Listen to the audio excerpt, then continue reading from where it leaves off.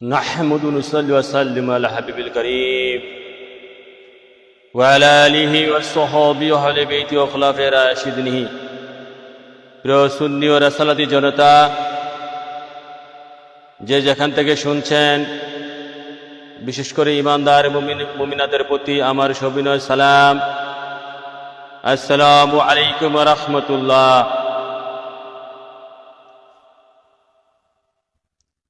আজকে লাইভে আমাদের সংক্ষিপ্ত আলোচনা বিষয়বস্তু হচ্ছে আমাদের ধারাবাহিক আলোচনা এশকে ইমান দরবার শরীফ থেকে প্রকাশিত ইয়দম ফকির বান্দে রাসূল এশকে ইমান কর্তৃক লিখিত এবং প্রকাশিত কিতাবের নাম হচ্ছে সাইয়েদনা মুহাম্মদ রাসূলুল্লাহ সাল্লাল্লাহু আলাইহি সাল্লামের প্রেমে মূল প্রেমিকুল প্রেম ছাড়া সব ভুল নামক কিতাবের অষ্টম অধ্যায় 144 পৃষ্ঠা হতে আলোচনা হবে। ধারাবাহিকভাবে এই কিতাব থেকে অনেকগুলা আলোচনা করা হয়েছে। এই কিতাব থেকে অনেকগুলা খণ্ড আলোচনা, অনেকগুলা লাইভ আলোচনা হয়েছে খণ্ডে খণ্ডে। আজকে এই কিতাবের অষ্টম খণ্ড আলোচনার বিষয়বস্তু হচ্ছে, লাইভে লিখে দিয়েছি আমরা, টপিকসে লিখে দিয়েছি। আলোচনার বিষয়বস্তু হচ্ছে হুজুর পাক নূর নবীজিকে জান ও মালের চেয়ে বেশি ভালোবাসার ব্যাপারে কোরআনে পাকে প্রথম পর্যায়ে আয়াতসমূহ। খুবই গুরুত্বপূর্ণ আলোচনার বিষয়বস্তু।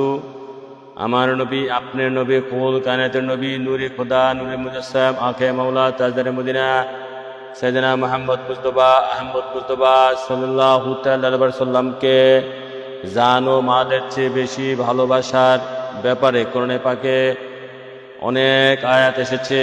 এই ব্যাপারে প্রথম পর্যায়ে যে আয়াতগুলো এসেছে আমরা সেগুলো আলোচনা করব, পাঠ করব, আংশিক ব্যাখ্যা করব, সেগুলা আপনাদের সামনে তুলে ধরার চেষ্টা করব। যারা লাইভে জয়েন হয়েছেন তারা প্রচুর পরিমাণে শেয়ার করুন এবং কমেন্ট করুন, প্রচুর পরিমাণে কমেন্ট করুন যাতে অন্যদের কাছে পৌঁছে যায়।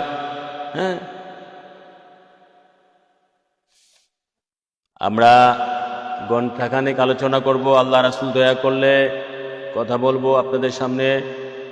যারা আমার নবীর ভালোবাসায় বিশ্বাসী, এশকে ইমান দরবারের ভক্তবৃন্দ আছেন, তাছাড়া সুন্নি জামাতে যারা বিশ্বাসী, সুফি সুন্নি তরিকতে যারা বিশ্বাসী, তারা ইয়দম ফকিরের লেখা বই, কথাবার্তা, ওয়াজ নসিহত আশা করি ভালো লাগে, ভালোবাসেন। তো লেখা পড়া, লেখা, কথা বয়ান নিজেরা বোঝার চেষ্টা করেন, অন্যদের কাছে তুলে দিবেন, অন্যদের কাছে পুছিয়ে দিবেন, এই আশায় ব্যক্ত করি, এই আশায় পোষণ করি। আমরা মূল পর্বে আলোচনা করার পূর্বে আজকে লাইভ একটু বড় হতে পারে, অনেক পৃষ্ঠা, প্রায় এই অনুচ্ছেদে এই শিরোনামে প্রায় 8-10 পৃষ্ঠা আছে, 144 থেকে 150-51 পৃষ্ঠা। সেগুলো আজকে শেষ করতে পারবো কিনা আল্লাহ রাসূল ভালো জানেন। আপনারা জানেন এই কিতাব একটা বাংলার ইতিহাসে, বাংলার সুফিজমের ইতিহাসে, বাংলার ইমানি ইতিহাসে, বাংলার কোরআন হাদিসের ইতিহাসে, কোরআন চর্চার, কোরআন হাদিসের গবেষণার ইতিহাসে এই যে প্রেমে মূল প্রেমিকুল প্রেম ছাড়া সব ভুল একটা যুগান্তকারী কিতাব। নবীকে কোরআন বোঝার, হাদিস শরীফ বোঝার, ইমান বোঝার।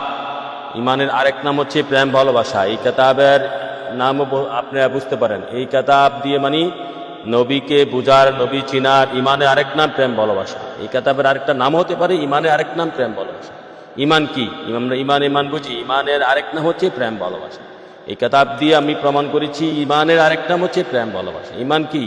ইমানের হুব্বু রাসূল মিনাল ইমান, হুব্বু রাসূল মিনাল ইমান। বুখারী শরীফের বাবের নাম হচ্ছে হুব্বে রাসূল মিনাল ইমান, হুব্বে রাসূল মিনাল ইমান। নবীকে আলালা ইমানা লিমাল্লাহ মুহাব্বাতালা, আলালা ইমানা ইমাল্লাহ লিমাল্লাহ মুহাব্বাতালা। আপনারা যারা লাইভে শরীক হয়েছেন তারা যত পারেন কমেন্ট করেন, বেশি কমেন্ট করেন, ডজনে 20 কমেন্ট করেন। কমেন্ট করলে এটা অন্যের কাছে পৌঁছে যাবে। বেশি কমেন্ট করেন, বেশি শেয়ার করেন।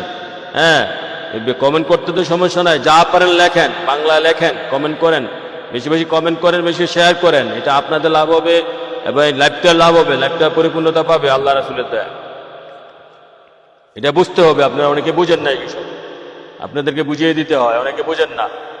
যাও, আমরা এটা পাঠ করব, পাঠ করে আংশিক ব্যাখ্যা করব। এই কিতাবের আরেক নাম হতে পারে, যেটা বলছিলাম, যে নবীর যে ইমানের আরেক নাম প্রেম ভালোবাসা। নবীকেই চিনতে হবে প্রেম ভালোবাসা দিয়ে। যার অন্তরে প্রেম ভালোবাসা নাই, আল্লাহ ইমান্না লিমাল্লাহ মাহাব্বাত আলা, হ্যাঁ, আল্লাহ ইমানা লিমাল্লাহ মাহাব্বাত আলা, যার নবীর অন্তরে মানে নবীর প্রতি যার অন্তরে প্রেম ভালোবাসা নাই, তার ইমানে নাই, সোজা কথা, তার ইমান নাই।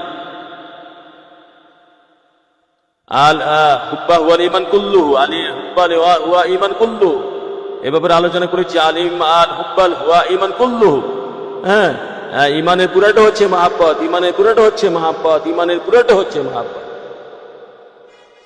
যার নবীর প্রতি মহাব্বত প্রেম ভালোবাসা নাই, তার ইমান নাই।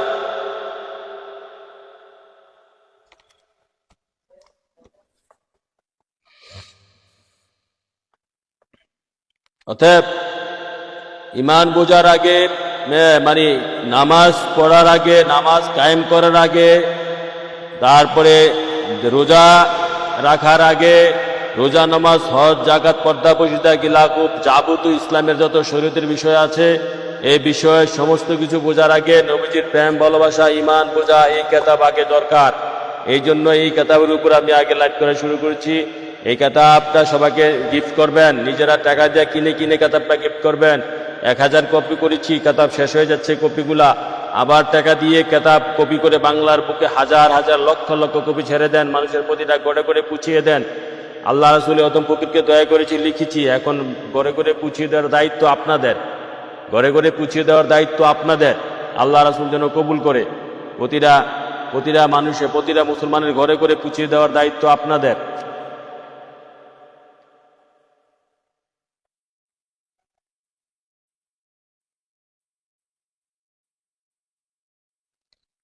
এখন আসেন আমরা আমাদের মূল আলোচনা মধ্যে প্রবেশ করি।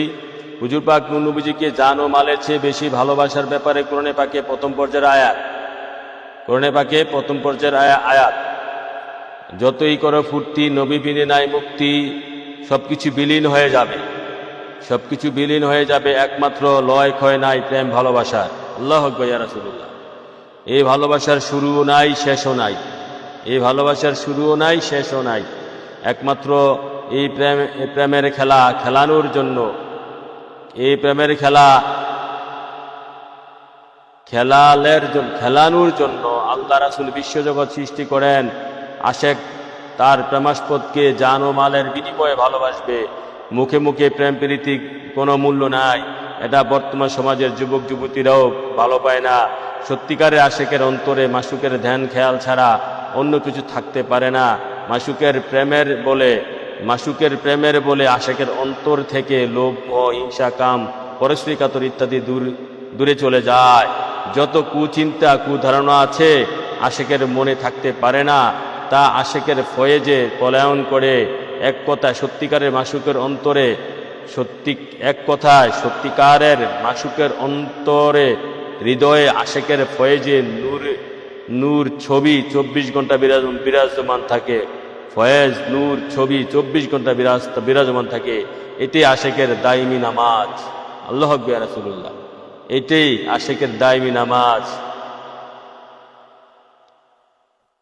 চাওয়া প্রেমাস্পদের, এটি আশেকের চাওয়া, দাইমি নামাজ। প্রেমাস্পদের পছন্দ আশেকের পছন্দ, প্রেমাস্পদের চাওয়াই আশেকের চাওয়া। প্রেমাস্পদের গালি আশেকের জন্য দোয়া, প্রেমাস্পদের পায়ের ধুলি আশেকের জন্য গলার মালা। সমস্ত সৃষ্টি জগতের জন্য প্রেমাস্পদ শ্রেষ্ঠতম প্রেমাস্পদ যিনি মাসুক। সমস্ত সৃষ্টি জগতের জন্য শ্রেষ্ঠতম প্রেমাস্পদ যিনি মাসুক, যিনি প্রেমেরও প্রেম যিনি, তিনি হচ্ছেন আমার নবী, আপনার নবী, সৃষ্টিকুলের নবী, আল্লাহর দুস্ত হাবিব মাসুক আব্দুহু, নূরে খোদা, নূরে মুজাসসাম, আকায়ে মাওলা তাজদার মদিনা সাইয়েদনা মুহাম্মদ মুস্তাফা আহমদ মুজতবা সাল্লাল্লাহু তাআলা আলাইহি ওয়া সাল্লাম। সেই হুজুর পাক নূর নবীজিকে জান ও মালের বিনিময়ে ভালোবাসার জন্য পাতার কোরআনে অনেক আয়াতে এসেছে। এখানে আমরা প্রথম পর্যায়ের কয়েকটি আয়াত উল্লেখ করছি। মনে রাখতে হবে যে নিম্নে উল্লেখিত আয়াতগুলোর মধ্যে বেশিরভাগ আয়াতই নাজিলের দিক দিয়ে নূর নবীজিকে বেশি ভালোবাসার কথা বলা হয়েছে। আল্লাহু আকবার রাসূলুল্লাহ। নাজিলের দিক দিয়ে হুজুর পাক নবীজিকে বেশি ভালোবাসার কথা বলা হয়েছে। 1 নম্বরে আসেন, কুল ইন কুনতুম তুহিব্বুনাল্লাহ ফাত্তাবিউনি ইউহিব্বুকুমুল্লাহ ইয়াগফির লাকুম যুনুবাকুম আল্লাহু গফুরুর রহিম। সূরা ইমরান 31 নম্বর আয়াত। সূরা ইমরানে 31 নম্বর আয়াতে আল্লাহ পাক বলেন, কুল ইন কুনতুম তুহিব্বুনাল্লাহ ফাত্তাবিউনি ইউহিব্বুকুমুল্লাহ ইয়াগফির লাকুম যুনুবাকুম আল্লাহু গফুরুর রহিম। হে আমার প্রেমাস্পদ, আপনি বলুন, তোমরা যদি আল্লাহকে ভালোবাসো তবে আমার অনুসরণ করো, আল্লাহ তোমাদেরকে ভালোবাসবেন এবং তোমাদের অপরাধ ক্ষমা করবেন। আল্লাহ রাসূল অত্যন্ত ক্ষমাশীল, পরম দয়ালু।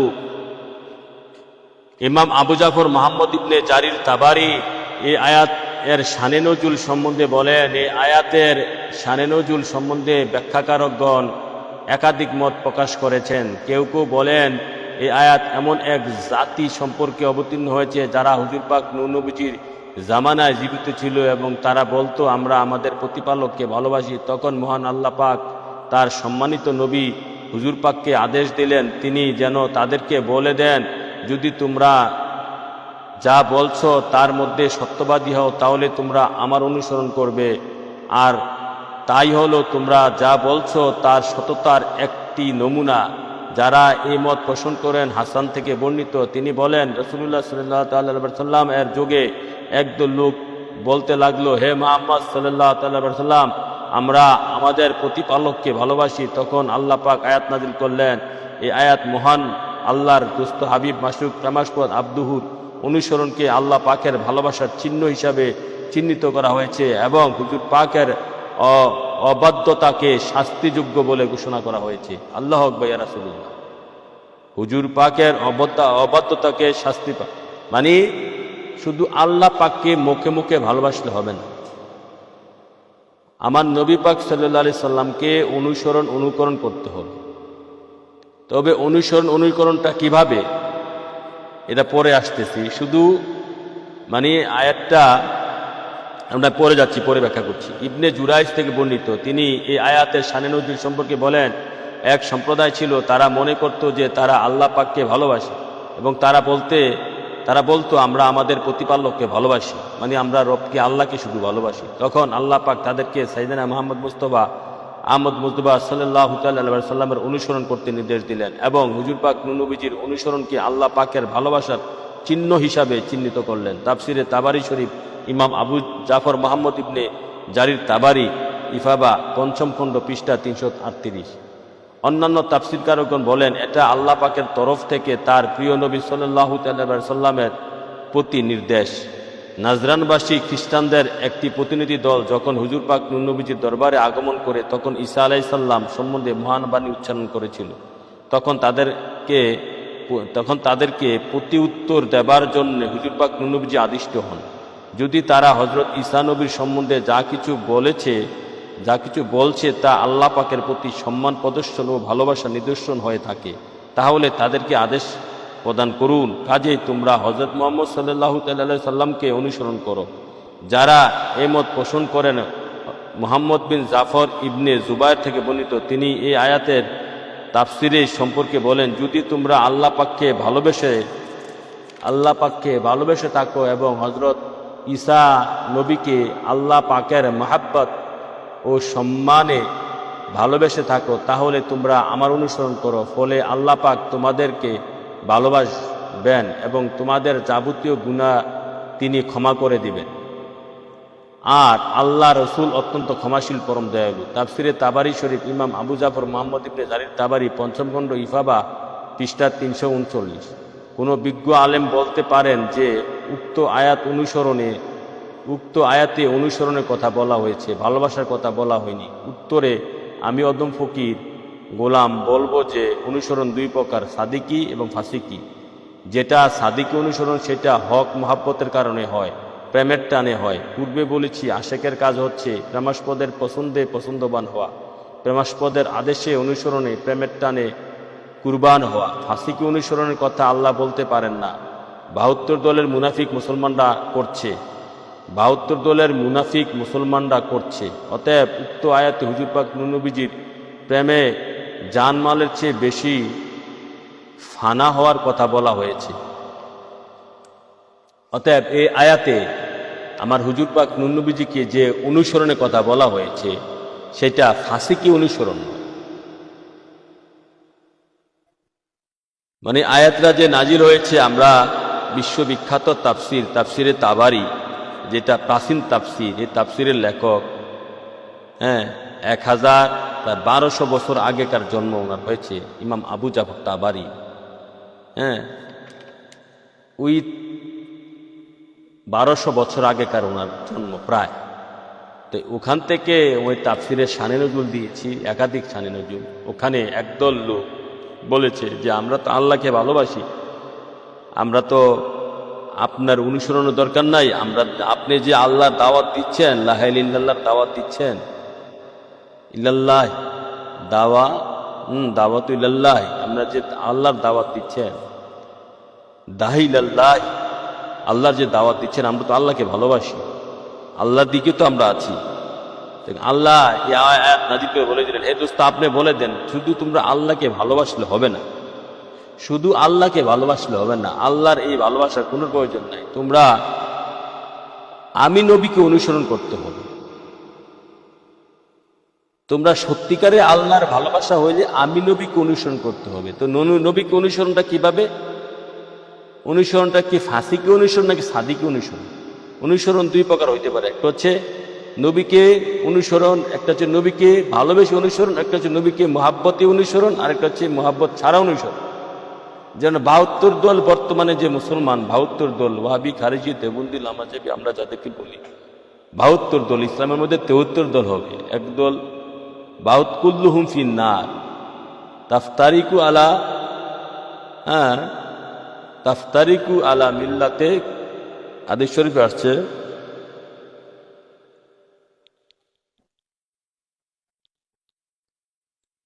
তিরমিজি শরীফ, আবু দাউদ শরীফে আসছে,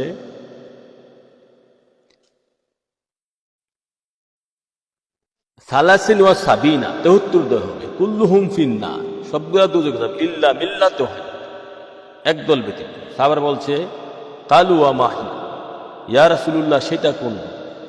নবীজি বলছে মা আনা আলাইহি ওয়া সাহাবা, একটা দল সঠিক থাকে, এটা হচ্ছে আহলে সুন্নাত ওয়াল জামাত, মা আনা আলাইহি ওয়া সাহাবা। তো এখন 72 দল দুজকে যাবে, 72 দল তো নবীকে অনুসরণ করে, তারা রোজা, নমাজ, হজ, জায়গাত, পর্দা, পশুদাগি, লাকু সবকিছু অনুসরণ করার চেষ্টা করে নবীকে। তাদের মধ্যে একটাই ত্রুটি, নবীকে ভালোবেসে অনুসরণ করে না, নবীর মহাব্বতে তারা বিশ্বাস, নবী আকীদা তাদের ঠিক না, নবীর বিরুদ্ধে যা তা কথাবার্তা বলে, ঠিক আছে। তারা আল্লাহকে মহাব্বতের কথা বলে, নবীকে মহাব্বতের কথা বলে না। যেমনি এই আয়াতের মধ্যে, আয়াতের শানে নজুল আমরা পাই একদল যে তারা আল্লাহকে মহাব্বতের কথা বলছে, নবীর প্রতি মহাব্বতের কথা তারা বলে নাই। আমরা তো আল্লাহকে মহাব্বতের কথা বলি, আপনি যে আল্লাহর দিকে ডাকছেন, দাই ইল্লাল্লাহ, আল্লাহর দিকে ডাকছেন, আল্লাহ আয়াত নাযিল করে বলছে, ওগো দোস্ত আপনি বলে দেন, শুধু আল্লাহকে মহাব্বত করলে লাভ হবে না, আমি নবীকে অনুসরণ করতে হবে, মহাব্বত করতে হবে। আমি নবীর অনুসরণে আল্লাহর অনুসরণ, আমি নবীর মহাব্বতে আল্লাহর মহাব্বত। এই আয়াতে কুল ইন কুনতুম তুহিব্বুনাল্লাহ ফাত্তাবিউনি, প্রায় 1200-1300 বছর আগেকার তাফসীর দিয়েছে। মানলে তো মুমিন, না মানলে তো কুমিন, মানলে তো মুমিন, না মানলে তো কুমিন।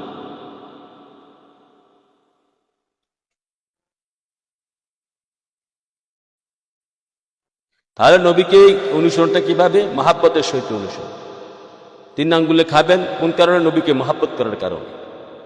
ডান কাতে শুবেন, কোন কারণে? নবীকে মহাব্বত করার কারণে। স্বামী স্ত্রী মিলন করবেন বিসমিল্লাহ বলে, কোন কারণে? নবীকে মহাব্বত করার কারণে। হালাল রুজি করবেন, কোন কারণে? নবীকে মহাব্বত করার কারণে। স্ত্রীকে মহাব্বত করবেন, কোন কারণে? নবীকে মহাব্বত করবেন। মার সেবা করবেন, কোন কারণে? নবীর মহাব্বতে। পিতামাতার সাথে ভালো আচরণ করবেন। কোন কারণে? নবীর মহাব্বতের কারণে। পরের হক নষ্ট করবেন না, কোন কারণে? নবীর মহাব্বতের কারণে। প্রতিবেশীর সাথে ভালো আচরণ করবেন, কোন কারণে? নবীর মহাব্বত কারণে। সালাত আদায় করবেন নবীর মহাব্বতের কারণে। প্রতিটা কর্ম যে করবেন সুন্নতের আদায় নবীর মহাব্বতের কারণে।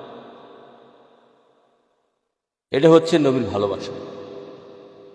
প্রতিটা কর্ম, প্রতিটা সুন্নত নবীজির মহাব্বত, এটা হচ্ছে হক ভালোবাসা।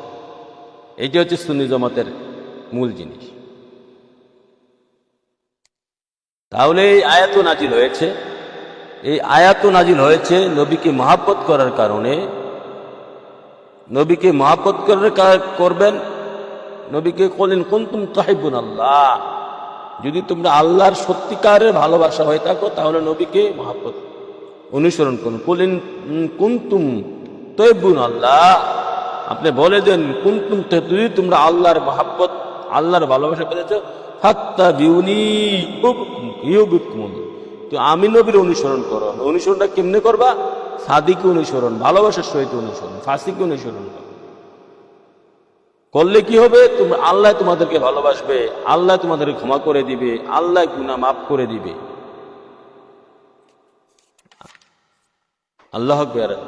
তা আয়াতের শান নজুল বুঝতে হবে, কোন ঘটনার পরিপ্রেক্ষিতে আয়াতটা নাজিল হয়েছে। কোরআনে শুধু অর্থ বুঝলে হবে না, কোরআনে আয়াতের শান নজুল বুঝতে হবে।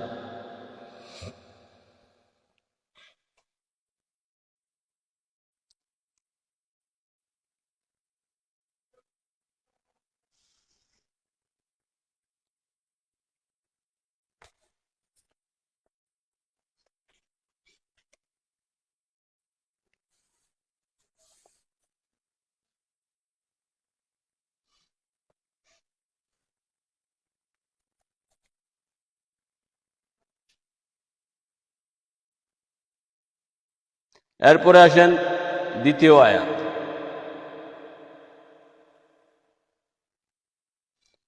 এরপর হচ্ছে দ্বিতীয় আয়াত, ওয়ামা ইউতিল্লাহ ওয়া রাসূলা ফাউলাইকা মা'আল্লাযীনা আনআমাল্লাহু আলাইহিম মিনান নাবিয়্যিনা ওয়া সিদ্দিকিনা ওয়া শুহাদা'i ওয়া সালিহিন ওয়া হাসুনা উলাইকা রাফিকা।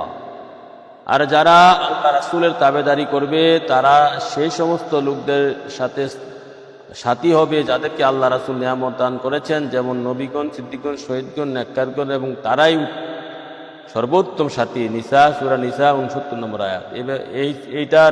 এই আয়াতের উপর একটা লাইভ করেছি, তারপরও এখন হালকা একটু আলোচনা করি। এই আয়াতের শানে নজুল উপরে সাহাবীদেরকে কেন্দ্র করে আয়াত নাজিল হয়েছে। প্রথম পর্যায়ে, প্রথম দিকে লাইভ করেছিলাম। সাইদ ইবনে জুবায়ের রাদিয়াল্লাহু আনহু বর্ণিত, তিনি বলেন, এক আনসারী সাহাবী হুজুর পাক নবী সাল্লাল্লাহু আলাইহি সাল্লামের দরবারে চিন্তিত অবস্থায় উপস্থিত হলেন। হুজুর পাক নবীজি বললেন, হে অমুক ব্যক্তি, তোমাকে চিন্তিত দেখছি কেন? তিনি বললেন, হে আল্লাহ রাসূল, একটি বিষয়ে আমি চিন্তিত। হুজুর পাক বললেন, তা কি? তিনি বললেন, আমরা আপনার দরবারে সকাল ও সন্ধ্যায় আগমন করে থাকি, আপনার চেহারা মুবারক দর্শন করে থাকি এবং আপনার মজলিসে উপবেশন করে থাকি। অদূর ভবিষ্যতে আল্লাহ পাক আপনাকে অন্যান্য নবীদের কাছে নিয়ে যাবেন, তখন তো এভাবে আপনার সাক্ষাৎ পাব না। হুজুর পাক নবীজি কিছু বললেন না। এরপর জিবরাইল আলোচ্য আয়াত নিয়ে আসেন। আল্লাহু আকবার। ইয়া রাসূলুল্লাহ, সাহাবারা আজ থেকে 1500 বছর আগে, আল্লাহু আকবার ইয়া রাসূলুল্লাহ, তখন এই চিন্তা তারা করেছেন, ইয়া রাসূলুল্লাহ, আমরা তো এই মদিনার শরীফের মসজিদে নববীতে আপনাকে দর্শন করে থাকি, আপনাকে দেখে থাকি। যখন আমরা প্রেম পিয়াসা অন্তরে জাগে, আমরা দৌড়িয়ে মসজিদে নববীর মধ্যে এসে আপনাকে দর্শন করি, আপনাকে দেখি, আপনাকে প্রেম সুধা আহরণ করি। আপনাকে দেখে যখন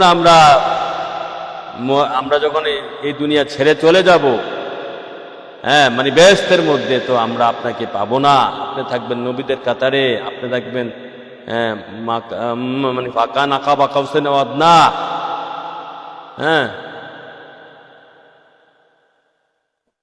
আপনি তো কাবা কাউসাইনে থাকবেন। আবা কি আসাইউ আসাকা মাকামা মাহমুদা মাকামা মাহমুদাতে থাকবেন, সর্বোচ্চ প্রশংসিত স্থানে, নবীদের মধ্যে সর্বোচ্চ স্থানে। আমরা তো বেহেশতের মধ্যে সাধারণ জায়গায় থাকবো, যদিও আমরা বেহেশতে যাই, হ্যাঁ, যদিও সমস্ত সাহাবী বেহেশতি, তো আমরা তো বেহেশতের মধ্যে আপনাকে যখন তখন দেখতে পাবো না।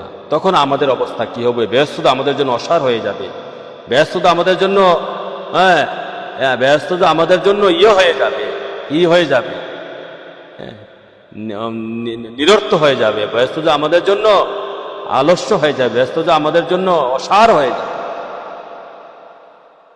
ব্যস্ততা আমাদের জন্য ভালো থাকবে না, ভালো লাগবে না তখন আমাদের। আপনি যেখানে আপনাকে দেখতে পাবো না, আপনার দর্শন পাবো না, আপনার দেখা পাবো না, আপনার সহবত পাবো না, আপনার স্পর্শ পাবো না, আপনারই আপনাকে সেবা দিতে পারবো না, আপনার খেদমত করতে পারবো না।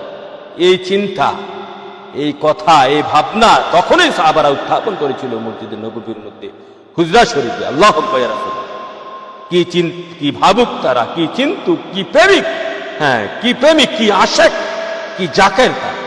আল্লাহু আকবার, কি চিন্তা করার বিষয়, ভাববার বিষয়, কি ধ্যান করার বিষয়। ইয়া রাসূলুল্লাহ, ইয়া গাউসুল আজম।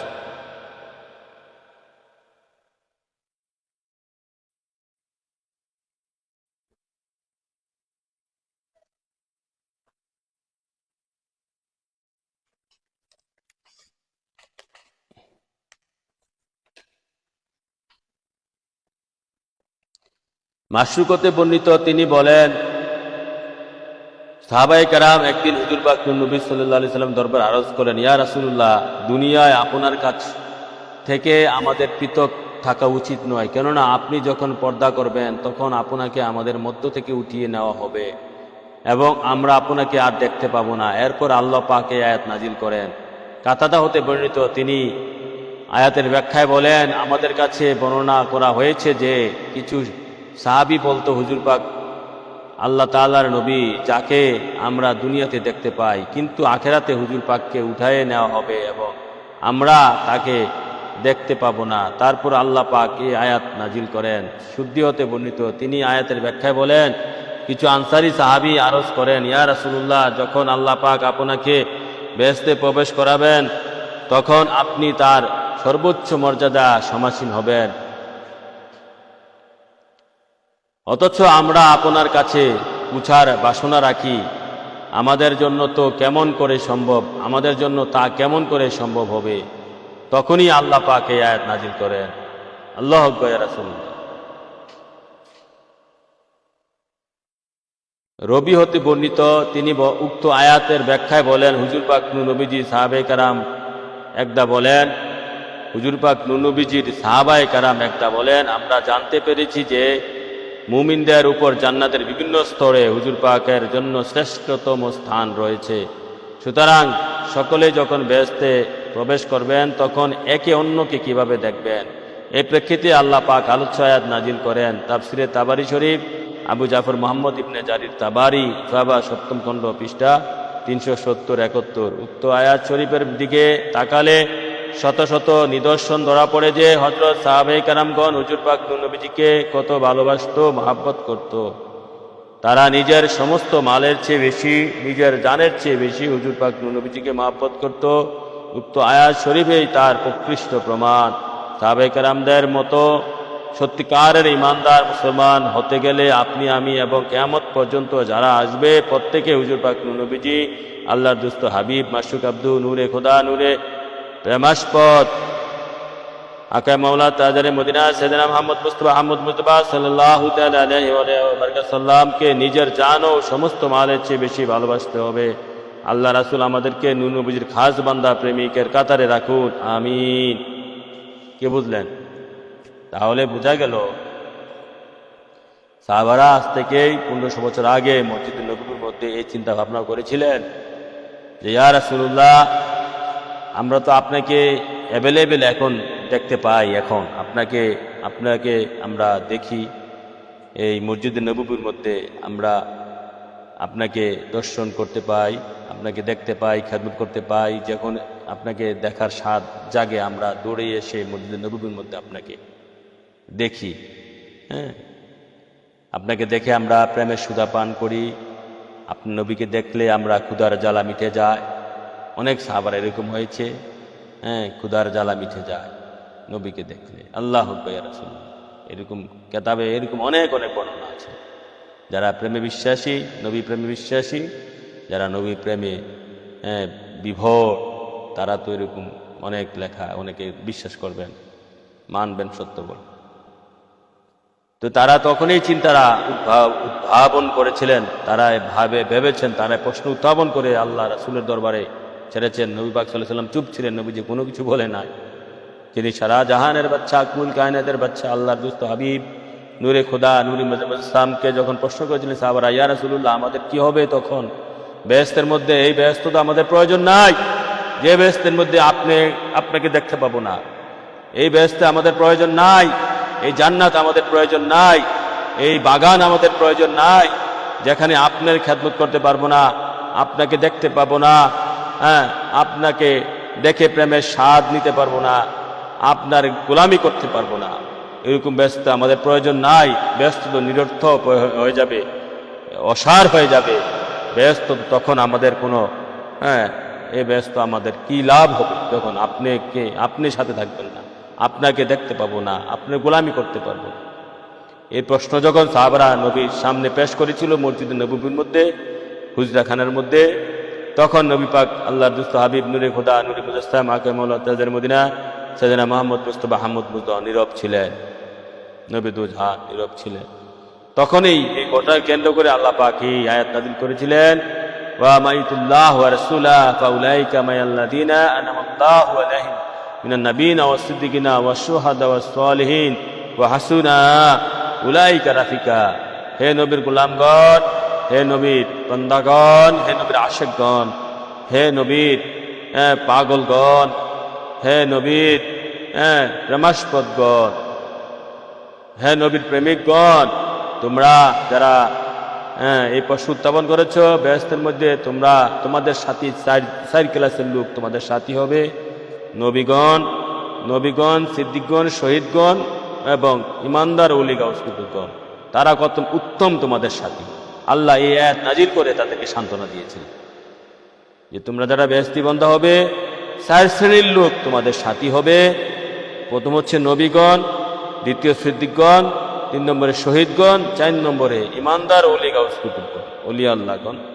তারা এই তোমাদের বেহেশতের সাথী হবে। তারা তো তোমাদের কত উত্তম, উলাইকা ওয়া হাসুনা উলাইকা রাফিক, তারা কতই তোমাদের উত্তম সাথী। আল্লাহ এই আয়াত নাজিল করে সাহাবীদেরকে সাহাবীদের মনের মধ্যে আত্মতৃপ্তি, মনে উৎসাহ দান করেছিলেন। তারা কতই উত্তম সাথী, তোমরা কোনো দুশ্চিন্তা করো না, তারাদের সাথে তোমরা থাকতে পারবে।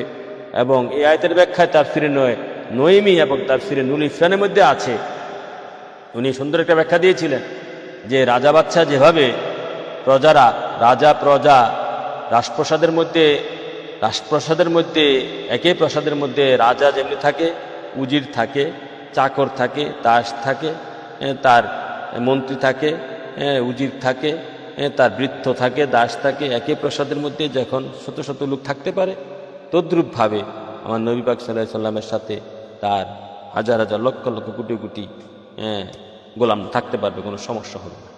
তিনি সুন্দর একটা ব্যাখ্যা দিয়েছিলেন। আল্লাহ রাসূল সত্য বুঝা মানার তৌফিক দান করুক। নবীর প্রেমিকগণ অন্তরে শান্তি দান করুক, আমিন।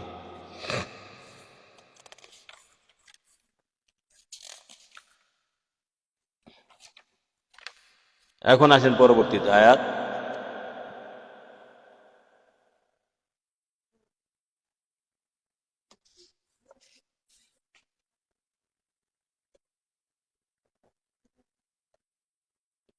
পরবর্তী 3 নম্বর আয়াতে আছে আল্লাহ পাক বলতেছেন কোরআনে পাকে সূরা ইমরান 92 আয়াতে, লান তানালু বিররা হাত্তা তুনফিকুনা মিম্মা তুহিব্বুনা, তোমরা কখনো পুণ্য পর্যন্ত বুঝতে পারবে না, পুণ্য পাবে না, পুণ্য অর্জন হবে না যতক্ষণ আল্লাহ রসুলের পথে আপন প্রিয় বস্তু ব্যয় করবে না। তোমরা কখনো পুণ্য পর্যন্ত পুষবে না যতক্ষণ আল্লাহ রসুলের পথে আপন প্রিয় বস্তু ব্যয় করবে না। লান তানালু বিররা হাত্তা তুনফিকুনা মিম্মা তুহিব্বুনা। আল্লাহ রাসূল, তোমরা কখনো পুণ্য পাবে না যতক্ষণ আল্লাহ রসুলের পথে আপন প্রিয় বস্তু ব্যয় করবে না। এই আয়াতে শানে নজুল পড়লে আমরা আরো পরিষ্কার বুঝতে পারবো এই আয়াতটা কোন ঘটনাকে কেন্দ্র করে নাজিল হয়েছিল। সেই ঘটনা যদি আপনারা পড়েন জানেন তাহলে ঘটনা ব্যাখ্যা করতে আরো সুবিধা হবে। শুধু আয়াতের অর্থ পড়লেই বুঝতে পারবেন না। আসেন, হযরত হাসান রাদিয়াল্লাহু তাআলা আনহুর অভিমত হচ্ছে, যে সম্পদ মুসলমানদের নিকট প্রিয় হয় এবং তা আল্লাহ রাসূলের সন্তুষ্টির জন্য ব্যয় করে তা এই আয়াতের অন্তর্ভুক্ত রয়েছে, যদিও একটি খেজুরিও হয় খাজিন। ইমাম খাজিনী হাদিসটা এই বর্ণনা করেছেন। বুখারী ও মুসলিম শরীফের হাদিসে বর্ণিত, হযরত তালহা আনসারী মদিনা শরীফের বড় অর্থশালী লোক ছিলেন। তালহা আনসারী, তার নিকট তার সমস্ত সম্পদের মধ্যে বাইরাহা নামক বাইরহা বাগান অত্যন্ত প্রিয় ছিল। যখন এই আয়াত অবতীর্ণ হলো তখন তিনি হুজুর পাকের দরবারে দণ্ডায়মান হয়ে আরজ করলেন, আমার নিকট আমার সমস্ত সম্পদের মধ্যে বাইরাহা সর্বাধিক প্রিয়, আমি সেটা আল্লাহর রাহে সদকা করছি। হুজুর পাক তার উপর সন্তুষ্টি প্রকাশ করলেন এবং হযরত তালহা হুজুর পাকের ইঙ্গিতে তার নিকটাত্মীয় বৃন্দু ও চাচা বংশধরদের মধ্যে সেটা বন্টন করে দিলেন। তাফসিরে খাজানুল ইরফান, পৃষ্ঠা 129। আল্লাহ রাসূল পরে আসছি। উক্ত আয়াতের ব্যাখ্যায় আমি অদম ফকির বান্দায়েরা ফকির বলতে চাই যে প্রিয় বস্তুকে আল্লাহ রাসূলের রাস্তায় ব্যয় করতে বলা হয়েছে, অন্যথায় যত কোটি বছর নামাজ রোজা করেন না কেন একটা নেকিও পাওয়া যাবে না। ওই নামাজ রোজার বিনিময়ে পাওয়া যাবে দুচোখের লাকড়ি। প্রিয় বস্তু কারো কারো কাছে সম্পদ হতে পারে, কারো কারো কাছে নিজের স্ত্রী সন্তানাদি হতে পারে, কারো কারো কাছে নিজের জীবন হতে পারে। সর্বাধিক বিবেচনা করে ফল দাঁড়ালো যে হুজুর পাক নবীজির জন্য সমস্ত সম্পদ ও নিজের জান কুরবান করাই আয়াতের হাকিকি অর্থ। আল্লাহু আকবার। রাসূলুল্লাহ, কি বোঝা গেল? লান তানালু বিররা হাত্তা তুনফিকুনা মিম্মা তুহিব্বুনা। ইমরান 92 ইমরান। আয়াতের মুদ্রা কথা, আয়াতের হাকি যে শানে নজুলটা হচ্ছে, এই শানে নজুল তো আমরা পাইলাম বুখারী মুসলিমের আয়াত দিয়ে, যে শানে নজুল আমরা পাইলাম যে হযরত আবু তালহা আনসারী মদিনা শরীফে বড় অর্থশালী লোক ছিলেন। তার নিকট তার সমস্ত সম্পদের মধ্যে বাইরাহা নামক এক বাগান অত্যন্ত প্রিয় ছিল। যখন এই আয়াত শরীফ অবতীর্ণ হলো তখন তিনি হুজুর পাকের দরবারে দণ্ডায়মান হয়ে আরজ করলেন, আল্লাহর নিকট আমার সমস্ত সম্পদের মধ্যে বাইরাহা সর্বাধিক প্রিয়, আমি সেটা আল্লাহর রাহে সদকা করছি। হুজুর পাক তার উপর সন্তুষ্টি প্রকাশ করলেন এবং হযরত আবু তালহা হুজুর পাকের ইঙ্গিতে তার নিকটাত্মীয় বৃন্দ ও চাচার বংশধরদের মধ্যে সেটা বন্টন করে দিলেন। তাফসিরে খাজানুল ইরফান। তাহলে কি বুঝলেন?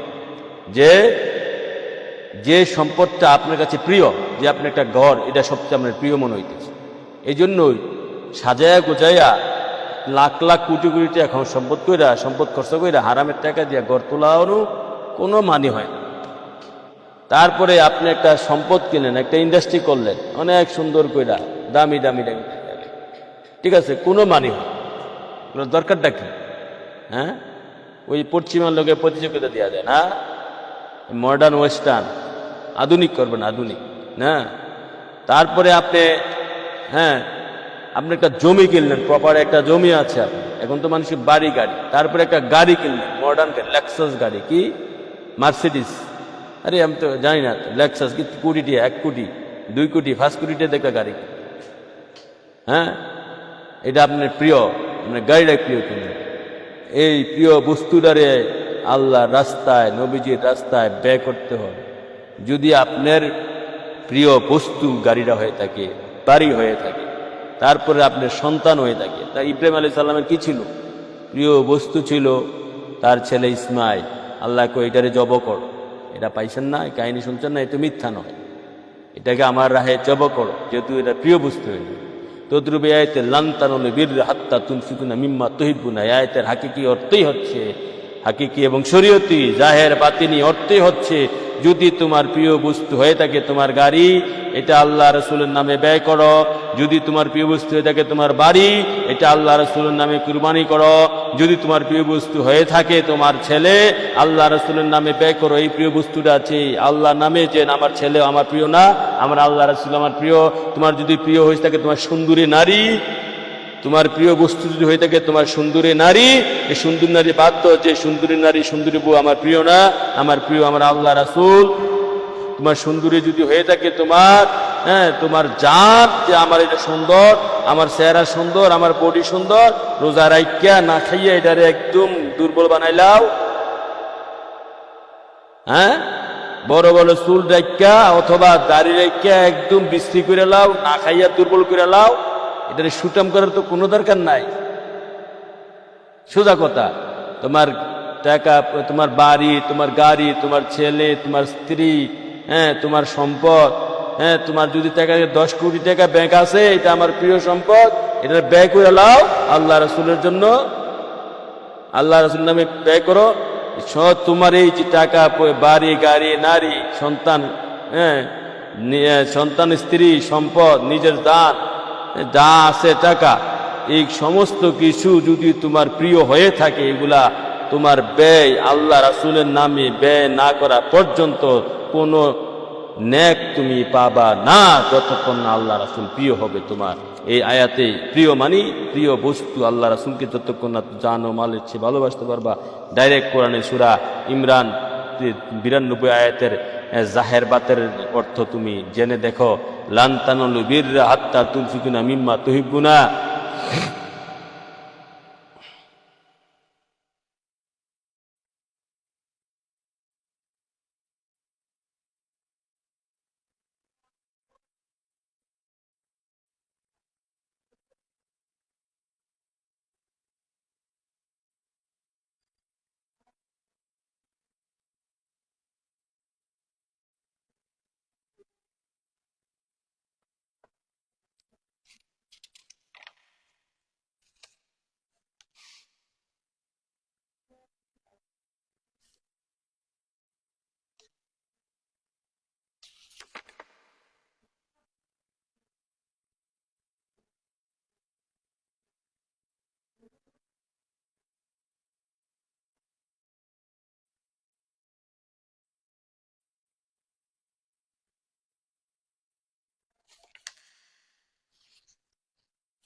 আল্লাহু আকবার, ইয়া রাসূলুল্লাহ।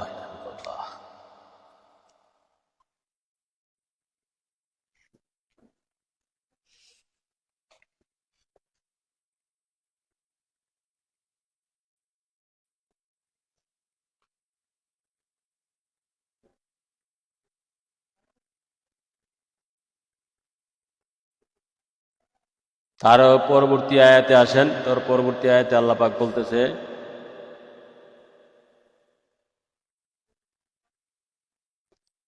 মাকানা লিল আখলিল মাদিনাতি ওয়া মান হাওলাহুম মিনাল আরাবি আন ইয়াতাখাল্লাফু আন আর রাসূলিল্লাহি ওয়া লা ইয়ারগাবু বি আনফুসিহিম আন নাফসিহি ওয়া লা ইয়ারগাবু বি আনফুসিহিম আন নাফসিহি। মদিনাবাসী ও তাদের পার্শ্ববর্তী মরুবাসীদের জন্য সঙ্গত ছিল না যে আল্লাহ রাসূল থেকে পিছনে বসে থাকবে, এবং না এও যে তারা জীবনের চেয়ে নিজেদের জীবনকে প্রিয় মনে করবে। মানে আমার হুজুর পাক নবীজির জীবনের চেয়ে নিজের জীবনকে প্রিয় মনে করবে, এটা কোনো মদিনাবাসী মক্কাবাসীদের জন্য শোভা পায় না, বিশেষ করে কোনো সাহাবীদের জন্য শোভা পায় না। আল্লাহ পাক বলছে কোরআনে পাকে যে কোনো মদিনাবাসীর জন্য এটা শোভা পায় না যে তাদের আমার হুজুর পাক নবীজির জীবন মোবারকের চেয়ে নিজের জীবনকে বড় মনে করবে। মানে এর মানে হচ্ছে কে, আমার হুজুর পাক নবীজি, মানে হুজুর পাক নবীজিকে তাদের নিজের জীবনের চেয়ে বেশি ভালোবাসতে হবে। আমার হুজুর পাক নবীজির জীবন মুবারকের চেয়ে আমার হুজুর পাক নবীজির জীবন মুবারককে তাদের জীবনের চেয়ে বেশি ভালোবাসতে হবে। লা ইয়ারগাবু বি আনফুসিহিম আন নাফসিহি।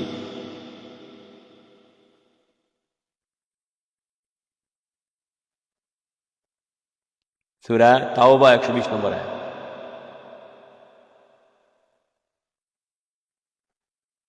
কোন মদিনারবাসীর জন্য শোভা পায় না যে হুজুর পাক নবীজির জীবনের চেয়ে তাদের জীবনকে বেশি প্রিয় মনে করে। মানে তাদের জীবনের চেয়ে মদিনাবাসীর জীবনের চেয়ে হুজুর পাক নবীকে বেশি ভালোবাসতে হবে। তাহলে আয়াতের আমরা একটু ব্যাখ্যা দেখি। উক্ত আয়াত শরীফের ব্যাখ্যায় তাফসিরে নবীর মধ্যে আসে যে বরং তাদের উপর ফরজ ছিল হুজুর পাক নবীর উপর নিজেদের প্রাণগুলোকে উৎসর্গ করা, যেমনিভাবে পতঙ্গ বাতির আলোর উপর ঝাঁপিয়ে পড়ে নিজেকে উৎসর্গ করে। আল্লামা আহমদ ইয়ার খান নমি 1 খণ্ড পৃষ্ঠা 537। তাফসিরে খাজানুল ইরফানে উক্ত আয়াতের টিকা এসেছে যে তাদের প্রতি নির্দেশ ছিল যে কঠিন ও সংকটময় মুহূর্তে হুজুর পাক নবীজির সঙ্গ ত্যাগ না করে এবং সংকটময় ক্ষেত্রে হুজুর পাকের জন্য নিজের জীবন উৎসর্গ করা। সৈয়দ মোহাম্মদ নাইমুদ্দিন মুতারাবাদী। তাহলে হুজুর পাক নবীকে জান ও মালের চেয়ে বেশি ভালোবাসার ব্যাপারে কোরআনে পাকে আমি আপনাদেরকে 1, 2, 4টি আয়াত অলরেডি দিয়ে দিয়েছি। কোরআনে পাক থেকে 4টি আয়াত অলরেডি দিয়ে দিয়েছি। হুজুর পাক নবীকে জান ও মালের চেয়ে বেশি ভালোবাসার জন্য আপনাদেরকে 4টি আয়াত দিয়ে দিয়েছি। কই লুক তো নাই আজকে লাইভে, কারণে লাভ কিরা।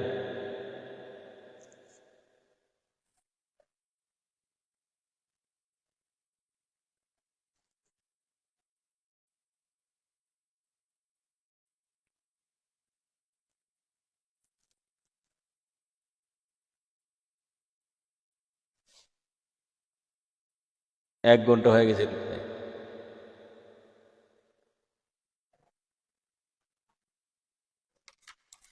লোক থাকলে না বয়ান করতে মজা লাগে, লোক না থাকলে ভগ ভগ করে কোনো লাভ আছে? এটা তো আমার লোকগুলা বুঝতে হয়।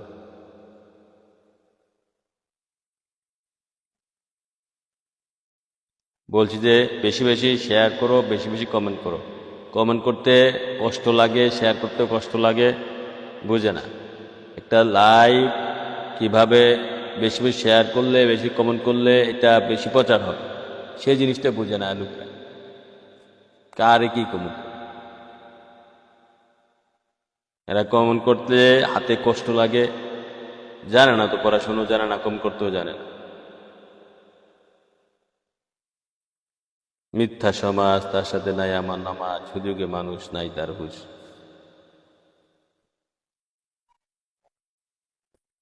তাহলে সূরা তাওবা 120 নম্বর আয়াতে আসছে লা ইয়ারগাবু বি আনফুসিহিম আন নাফসিহি। এই আয়াত প্রমাণ করে কোনো মদিনাবাসীর জন্য সঙ্গত নয় যে আমার হুজুর পাক নবীজির জীবন মুবারকের চেয়ে তাদের নিজের জীবনকে বেশি ভালোবাসা, মদিনাবাসীর জীবনকে। তাহলে হুজুর পাক নবীজির জীবন মুবারককে হুজুর পাক নবীজির জীবন মুবারককে সাহাবীদের জীবনের চেয়ে বেশি ভালোবাসতে হবে। এটা আমার হুজুর পাক নবীজিকে বেশি ভালোবাসার ব্যাপারে আয়াতে ডাইরেক্ট বলা আছে।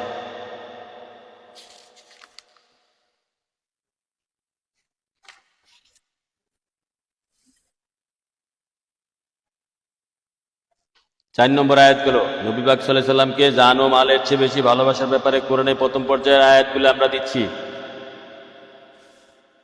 সারা দুনিয়ার মানুষ, বাংলা ভাষাভাষী সারা দুনিয়ার মানুষগুলো জানা জরুরি। 5 নম্বর আয়াত, 5 নম্বর আয়াত কোরআনে পাকের 5 নম্বর আয়াত সূরা তাওবা 24।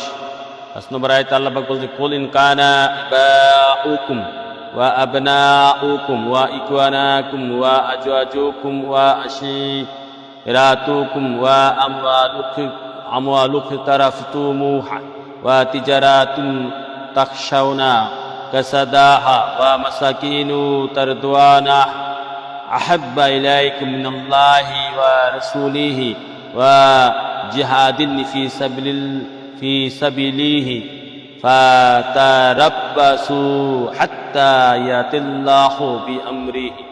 অর্থ, হে আমার প্রেমাস্পদ বলুন, আল্লাহ বলতেছে হে আমার মাসুক, হে আমার আব্দু, হে আমার প্রেমাস্পদ, বলুন তোমাদের নিকট যদি আল্লাহ তার রসুল এবং আল্লাহর পথে জিহাদ করা অপেক্ষায় প্রিয় হয় তোমাদের পিতা, তোমাদের সন্তান, তোমাদের ভাই, তোমাদের স্ত্রী, তোমাদের স্বগোষ্ঠী, তোমাদের অর্জিত সম্পদ, তোমাদের ব্যবসা বাণিজ্য, যার মন্দা পড়া আশঙ্কা করো, এবং তোমাদের বাসস্থান যা তোমরা ভালোবাসো, তবে অপেক্ষা করো আল্লাহর বিধান আসা পর্যন্ত। মানে আল্লাহ পাক ডাইরেক্ট বলতেছে, হে আমার প্রেমাস্পদ, হে আমার দোস্ত, আপনি বইলা দেন যদি আল্লাহ তার রসুল এবং তোমাদের তো আল্লাহর পথে জিহাদ করা অপেক্ষায় তোমাদের প্রিয় হয়, মানে আল্লাহ এবং আল্লাহ রাসূলের চেয়ে তোমাদের যদি প্রিয় হয়, তোমাদের আল্লাহ এবং আল্লাহ রাসূলের চেয়ে বেশি যদি তোমাদের প্রিয়, তোমাদের পিতা মাতা, আত্মীয় স্বজন, ভাই বেরাদর, ঘর বাড়ি, টাকা পয়সা, ধন দৌলত, এগুলো যদি আল্লাহ রাসূলের চেয়ে তোমাদের বেশি প্রিয় হয়, তাহলে আল্লাহর আদেশ আসা পর্যন্ত তোমরা অপেক্ষা করো। এখানে ভয় দেখাইছে আল্লাহ, কথা বুঝতে পারছেন? আয়াতের অর্থ আর কি দেখাইছে আল্লাহ? যে হে দোস্ত, আপনি বলে দেন তোমাদের নিকট যদি আল্লাহ এবং আল্লাহ রাসূলের চেয়ে তোমাদের কাছে যদি সব বেশি প্রিয় হয়, কি তোমাদের ভাই বেরাদর, তোমাদের তোমাদের পিতা মাতা, আত্মীয় স্বজন, ভাই বেরাদর, সন্তানাদি, ঘর বাড়ি, টাকা পয়সা, এগুলা যদি তোমাদের আল্লাহ রাসূলের চেয়ে বেশি প্রিয় হয়, তাহলে আল্লাহর কাছ থেকে আল্লাহর আদেশ আসা পর্যন্ত তোমরা একটু অপেক্ষা করো। মানে আল্লাহ একটা ভয় দেখাইছে, অপেক্ষা করো। তাহলে আল্লাহর আদেশটা আসা পর্যন্ত তোমরা অপেক্ষা করো, আল্লাহর আদেশটা আসা পর্যন্ত অপেক্ষা করো, আল্লাহ একদম পিষ্ট করে ফেলবে। তাহলে আয়াতের শাব্দিক অর্থ কিছুটা, আল্লাহর বিধান আসা পর্যন্ত অপেক্ষা করো। এখন একটু আয়াতের অর্থে গেলে আপনারা বুঝবেন, আয়াতের একটু ব্যাখ্যা না গেলে পুরাপুরি বুঝবেন। উক্ত আয়াত শরীফের তাফসিরে মাঝারিতে আছে যে সাইয়েদনা মুহাম্মদ মুস্তাফা সাল্লাল্লাহু আলাইহি সাল্লাম বলেন, হে আল্লাহ রসুলের জন্য ভালোবাসে, আল্লাহ রসুলের জন্য অপছন্দ করে, আল্লাহ রসুলের জন্য দান করে, আল্লাহ রসুলের জন্য দান করা থেকে বিরত থাকে, সে ঈমানের পরিপূর্ণ হয়ে যায়। আবু দাউদ, তিরমিজি। মানে যে আল্লাহ রাসূলের জন্য ভালোবাসে, আল্লাহ রাসূলের জন্য অপছন্দ করে, আল্লাহ রাসূলের জন্য দান করে, আল্লাহ রাসূলের জন্য দান থেকে বিরত থাকে, সে ঈমানে পরিপূর্ণ হয়ে যায়। আল্লাহু আকবার, রাসূলুল্লাহ। আবু দাউদ, তিরমিজি। বুখারী ও মুসলিমে হযরত আনাস রাদিয়াল্লাহু আনহু তে বর্ণনা আছে, সাইয়েদনা মুহাম্মদ মুস্তাফা সাল্লাল্লাহু আলাইহি সাল্লাম বলেছেন, লা ইউমিনু, এটা হাদিস শরীফ দিয়ে ব্যাখ্যা করছি, একটা হাদিস শরীফ সবাই জানেন, লা ইউমিনু আদম হাত্তা আকুনা আহাব্বা ইলাহি মিন ওয়ালিদিহি ওয়া ওয়ালাদিহি ওয়ান নাস আজমাইন। বুখারী মুসলিম হাদিস, যে নবী পাক সাল্লাল্লাহু আলাইহি সাল্লামকে জান ও মালের চেয়ে বেশি ভালোবাসা পর্যন্ত কেউ ঈমানদার হইতে পারবে না। সমস্ত কিছুর চেয়ে, সমস্ত মানুষের চেয়ে বেশি, সমস্ত মালের চেয়ে বেশি ভালোবাসতে হবে। বুখারী মুসলিম আনাস রাদিয়াল্লাহু আনহু থেকে বর্ণিত আছে, সাইয়েদনা মুহাম্মদ মুস্তাফা সাল্লাল্লাহু আলাইহি সাল্লাম বলেছেন, সালাসান মান কুন্না ফিহি ওয়াজাদা বিহিন্না হালাতুল ঈমান, মান কানাল্লাহু ওয়া রাসূলুহু আহাব্বা ইলাহি মিম্মা সাওয়াহুমা। তিনটি বিষয় এমন যে যার মধ্যে তা থাকবে, তা দিয়ে সে ঈমানের সুস্বাদ অনুভব করবে। যার কাছে আল্লাহ রাসূল এই দুই ব্যতীত যা কিছু আছে তার চেয়ে অধিক প্রিয়। মানে তিনটা বিষয় এমন যে যার মধ্যে তা থাকবে, তা দিয়ে সে ঈমানের সুস্বাদ গ্রহণ করবে। তিনটা বিষয়ের মধ্যে একটা হচ্ছে যার কাছে আল্লাহ রাসূল এই দুজন ব্যতীত যা কিছু আছে তার চেয়ে অধিক প্রিয়। আল্লাহ রাসূল ছাড়া, মানে তিনটা বিষয় যার মধ্যে আছে সেই ঈমানের স্বাদ গ্রহণ করে, এমন একটা হাদিস আছে বুখারী মুসলিমে। ঠিক আছে, তো এই তিনটা বিষয়ের মধ্যে একটা বিষয় হচ্ছে যার কাছে আল্লাহ রাসূল এই দুইজন ব্যতীত যা কিছু আছে, এই দুইজন সমস্ত কিছুর চেয়ে বেশি প্রিয়। সোজা কথা, এই এমন অবস্থা যাদের কাছে, তারাই ঈমানের স্বাদ পায়। আরো দুটা বিষয় আছে, এই দুটা বিষয় এখানে উল্লেখ করা হয়নি। আব্দুল্লাহ ইবনে হিশাম রাদিয়াল্লাহু আনহু থেকে বর্ণিত, আমরা নবী করিম সাল্লাল্লাহু আলাইহি সাল্লামের সঙ্গে ছিলাম। হুজুর পাক ওমর ইবনে খাত্তাব রাদিয়াল্লাহু আনহুর হাত ধরলেন। ওমর বললেন, আল্লাহর কসম ইয়া রাসূলুল্লাহ, আপনি আমার নিকট আমার জীবন ব্যতীত যে কোনো কিছুর চেয়ে অধিক প্রিয়। তখন হুজুর পাক নবীজি বললেন, লা ইউমিনু আহাদুকুম হাত্তা আকুনা হাব্বা ইলাহি মিন নাফসিহি। এই হাদিস অনেকবার বলেছি, তোমাদের কেউ মুমিন হবে না যতক্ষণ না আমি তার কাছে তার জীবনের চেয়ে অধিক প্রিয় হই। তাফসিরে মাজারি আল্লামা সানুল্লাহ পানিপতি ইফাবা ৫ম খণ্ড পৃষ্ঠা ৪৫২-৫৩। ইসলামের দ্বিতীয় খলিফা তিনিও পরিপূর্ণ ইমানদার হন নাই, নবীকে তার জানের চেয়ে বেশি ভালোবাসা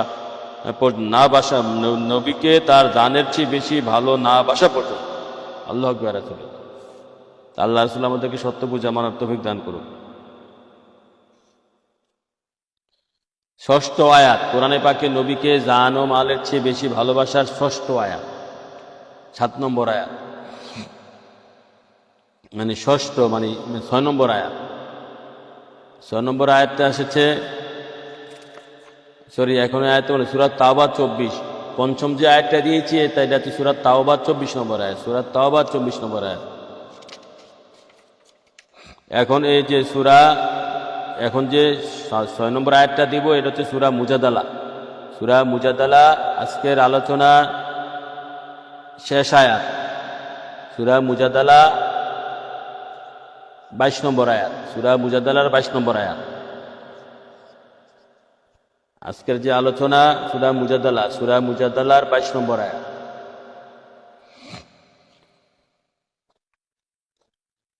বাইশ নম্বর আয়াত হচ্ছে, লা তাজিদু কওমান ইউমিনুনা বিল্লাহি ওয়াল ইয়াউমিল আখির ইউওয়াদুনা মান হাদাল্লাহু ওয়া রাসূলাহু ওয়ালাউ কানু আবাহুম ওয়া আবনাহুম ওয়া ইখওয়ানাহুম ওয়া আশিরাতাহুম উলাইকা কাতাবা ফি কুলুবিহিমুল ঈমান ওয়া আইয়াদাহুম বিরূহি মিনহু ওয়া ইদখিলুহুম জান্নাতি তাজরি মিন তাহতিহাল আনারু খালিদিনা ফিহা রাদিয়াল্লাহু আনহু ওয়া রাদু আনহু উলাইকা হিজবুল্লাহ আলা ইন্না হিজবুল্লাহি মুফলিহুন। আয়াতের শাব্দিক অর্থ, হে আমার প্রেমাস্পদ, আপনি পাবেন না আল্লাহ ও আখেরাত বিশ্বাসী এমন কোন সম্প্রদায় যারা ভালোবাসে আল্লাহ ও তার রাসূলের বিরুদ্ধাচারণকারীকে, হোক না সেই বিরুদ্ধাচারীরা তাদের পিতা পুত্র ভাই কিংবা তাদের জ্ঞাতিগুত্র। তাদের অন্তরে আল্লাহ রাসূল সুদৃঢ় করেছেন ঈমান এবং তাদেরকে শক্তিশালী করেছেন তার পক্ষ হতে রূহ দ্বারা। তিনি তাদেরকে দাখিল করবেন জান্নাতে, তার পাদদেশে নদী প্রবাহিত, সেখানে সেটায় তারা স্থায়ী হবে। আল্লাহ রাসূল তাদের প্রতি সন্তুষ্ট, তারাও তার প্রতি সন্তুষ্ট। এরাই আল্লাহ রাসূলের দল। জেনে রাখো আল্লাহ রাসূলের দলে সফল কাম হবে। মুজাদালা সূরা ৫৮ নম্বর সূরা ২২ নম্বর আয়াত। আয়াতের অর্থ শেষ। এবং আয়াতের তাফসিরের মধ্যে আসেন।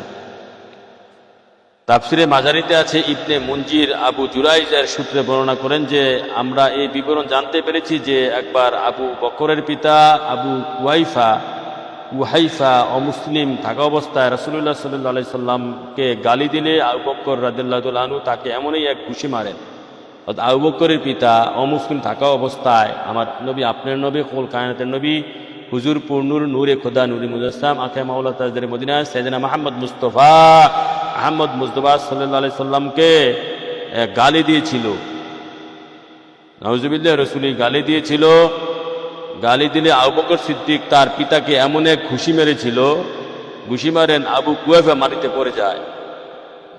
বাপ জন্মদাতা পিতাকে ঘুষি মেরেছিল, ঘুষি মারার পর জন্মদাতা পিতা মাটিতে পড়ে যায়। ঘটনাটি হুজুর পাক নবীজির এই কর্ণগোচর হলে তিনি বলেন, এ আবু বকর, তুমি এরূপ করেছো নাকি?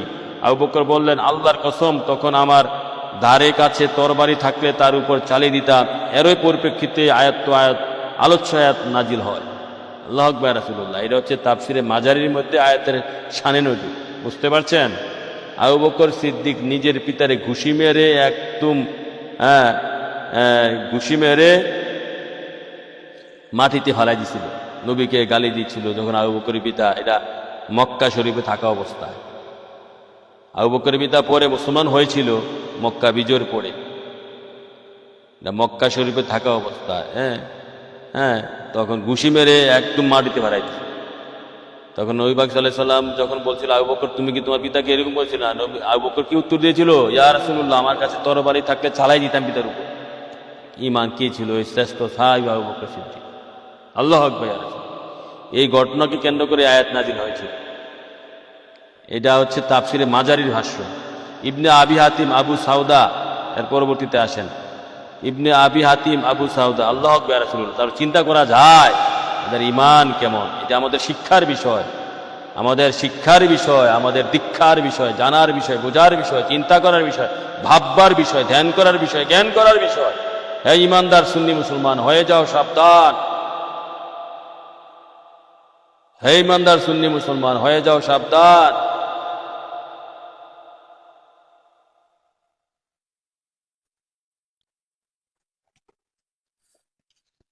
এটা হচ্ছে তাফসিরে মাজারিতে এই আয়াত শরীফের শানে নজুলের বিষয়। এই ঘটনাকে কেন্দ্র করে আয়াতটা নাজিল হয়েছে। এটা হচ্ছে তাফসিরে মাজারির ভাষ্য।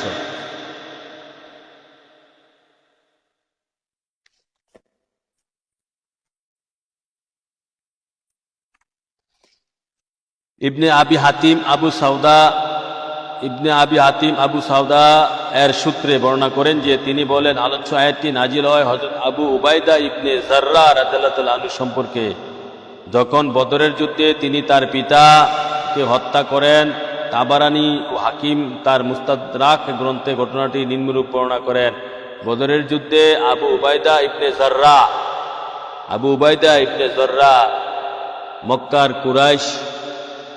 মক্কা কুরাইশ বংশের এক গোত্রের তিনি সর্দার ছিলেন। আবু উবাইদা ইবনে জাররা, পিতা আবু উবাইদা রাদিয়াল্লাহু তাআলা আনহুকে আঘাত করার চেষ্টা করেছিল। আবু উবাইদা সতর্কতার সঙ্গে তার আঘাত থেকে এড়িয়ে চলেছিলেন, কিন্তু পিতা যখন এভাবে বাড়াবাড়ি করেই চলল, তখন অজ্ঞতা তিনি তাকে লক্ষ্য করে তরবারি চালান, ফলে সে আঘাতে তার পিতা নিহত হয়। আল্লাহু আকবার রাসূলুল্লাহ। দেখছেন, বদরের যুদ্ধে পিতাকে কতল করে কে? পুত্র আবু উবাইদা ইবনে জাররা, পুত্র আবু উবাইদা ইবনে জাররা। তা বদরের যুদ্ধে তার পিতা হচ্ছে কাফের ছিল, তার পিতা কাফের মুশরিক ছিল। তার পিতাকে এই পুত্র আবু উবাইদা ইবনে জাররা ইমানের চেতনায়, ইমান হচ্ছে নবী দুজান, সে ছিল নবী দুজানের পক্ষে, নবী দুজানের বিরুদ্ধে ছিল বাপ, জন্মদাতা পিতা, শরীয়তের পিতা, হাকিকতের পিতা হচ্ছে নূরে মুহাম্মদ সাল্লাল্লাহু আলাইহি সাল্লাম। নূরে মুহাম্মদ হচ্ছে হাকিকতের পিতা। সে নূরে মুহাম্মদ সাল্লাল্লাহু আলাইহি সাল্লামকে গ্রহণ করার কারণে পিতা সন্তানের দুশ্মন হয়ে যুদ্ধ করতে এসেছে। এখন শরীয়তের সম্পর্ক বিচ্ছিন্ন। এখন এই সন্তান এই জন্মদাতার পিতার কেল্লা দ্বিখণ্ড করেছে ইমানের কারণে। সেটার নাম হচ্ছে ইমান, সেটার নাম হচ্ছে ইমানদার মুমিন। সে তাদেরকে বলা হয় ইমানদার, মরতে মুমিন, হাসতে মুমিন। এই ইমানদার, এমন ইমানদার মুমিন হইতে পারলেই আপনার জন্য জান্নাত আপনার গোলাম হবে, বেহেশত গোলাম হবে, বেহেশত গোলাম হবে, জান্নাত গোলাম হবে, ফেরেশতারা গোলাম হবে।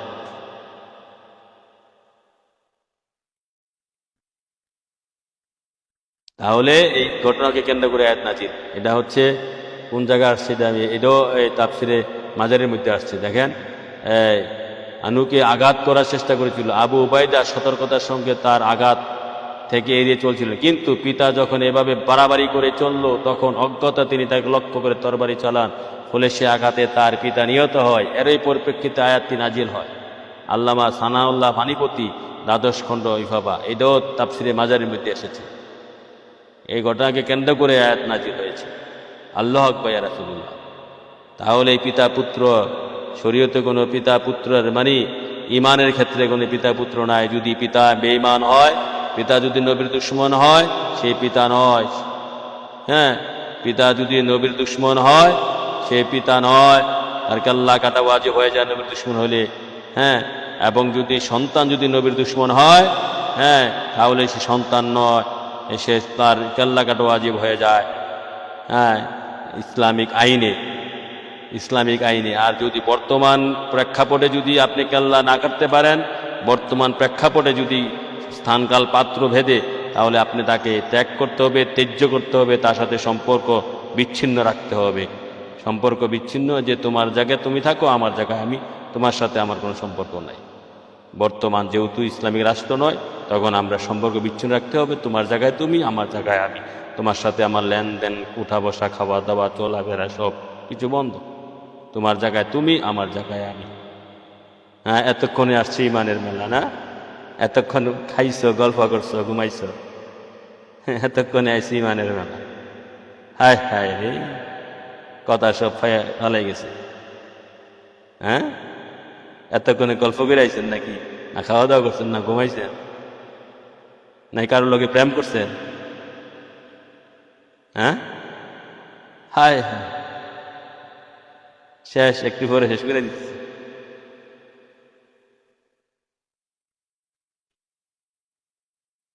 হায় হায়, এই বক বক কার লেগে?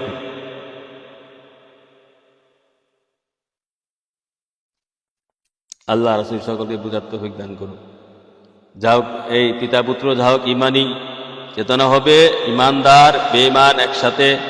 হ্যাঁ, তো এখন যেহেতু আমরা স্থানকাল পাত্র ভেদে ইসলামিক আইন হচ্ছে, তাদের সাথে সম্পর্ক সম্পূর্ণ বন্ধ। অন্তরে মনে মনে ঘৃণা করতে হবে, অন্তরে ঘৃণা করতে হবে, কিন্তু তাদের সাথে সম্পর্ক শেষ, সম্পর্ক বিচ্ছিন্ন। আর ইসলামিক আইন হচ্ছে কোরআন এবং হাদিস আইন হচ্ছে কেল্লা কাটা। কোরআনে কেল্লা কাটছে যুদ্ধের মধ্যে আবু উবাইদা ইবনে জররা, সূরা মুজাদালা 22 নম্বর আয়াতে প্রমাণ। আবু বকর সিদ্দিক পিতার কেল্লা কাটতো, যদিও সামনে তরল থাকতো, কেল্লা কেটে দিত, ঘুষি দিয়া ফালাই দিছে। নবীকে খারাপ বলার কারণে, নবীকে গালি দেওয়ার কারণে ঘুষি দিয়া ফালাই দিছে।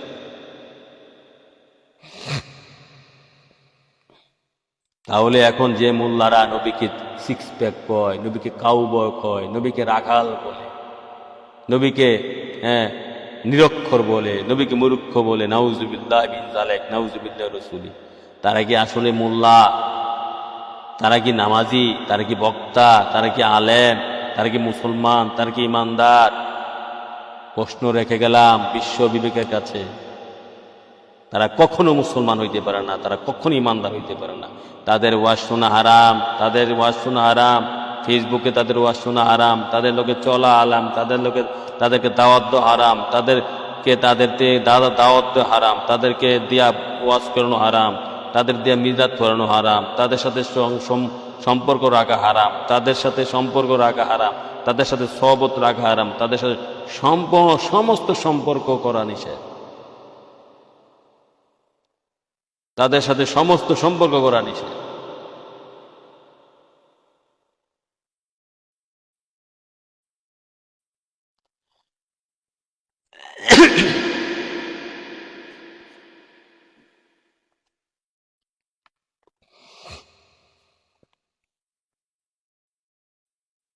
তারপরে এর পরবর্তীতে এই আয়াতের ব্যাখ্যা, সূরা মুজাদালা 22 নম্বর আয়াতের ব্যাখ্যা, এর পরবর্তী ব্যাখ্যা আল্লামা ইয়ার খান নমি বলেন, সাহাবায়ে কারামের জীবনী এই আয়াতের জীবন্ত জাগ্রত তাফসীর, যা কখনো নিশ্চিহ্ন হতে পারে না। আবু উবাইদা ইবনে জররা বদরের যুদ্ধে তার পিতা জররাকে, হযরত আলী মুর্তদা বদরের যুদ্ধে উতবা ইবনে রবিয়াকে কতল করেন। উতবা ইবনে রবিয়াকে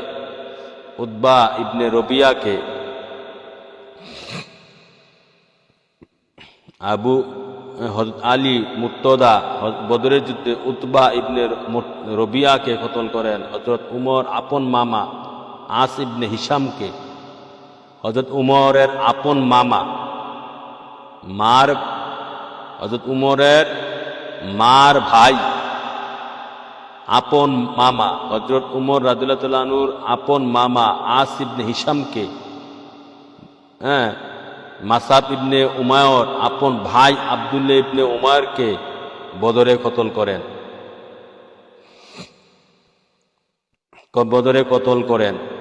আবু বকর সিদ্দিক তার পুত্র আব্দুর রহমানকে ডেকে বলেন, এসো পিতা পুত্রের দুই হাত মুখোমুখি হয়ে যাক।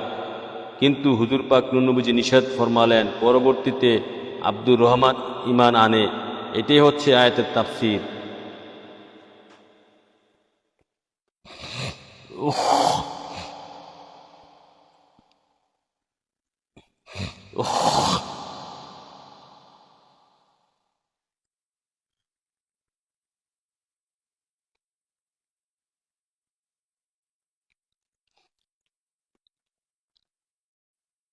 আবার পড়ছি, আল্লামা ইয়াহিয়া খান নবী বলেন, সূরা মুজাদালা 22 নং আয়াতের আমাদের আজকের এখন আইসা শেষে জয়েন দিলে কোনো লাভ হবে?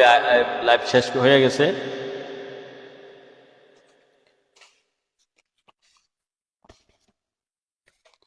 উক্ত সূরা মুজাদালা 22 নম্বর আয়াতে, সূরা মুজাদালা 22 নম্বর আয়াতের ব্যাখ্যা সম্পর্কে আল্লামা ইয়ার খান নমি বলেন, সাহাবায়ে কেরামের জীবনী এই আয়াতের জীবন্ত জাগ্রত তাফসীর, যা কখনো নিশ্চিহ্ন হতে পারে না। আবু উবাইদা ইবনে জর্রা বদরের যুদ্ধে তার পিতা জর্রাকে, হযরত আলী মুর্তদা বদরের যুদ্ধে উতবা ইবনে রবিয়াকে কতল করেন। উতবা ইবনে রবিয়া হচ্ছে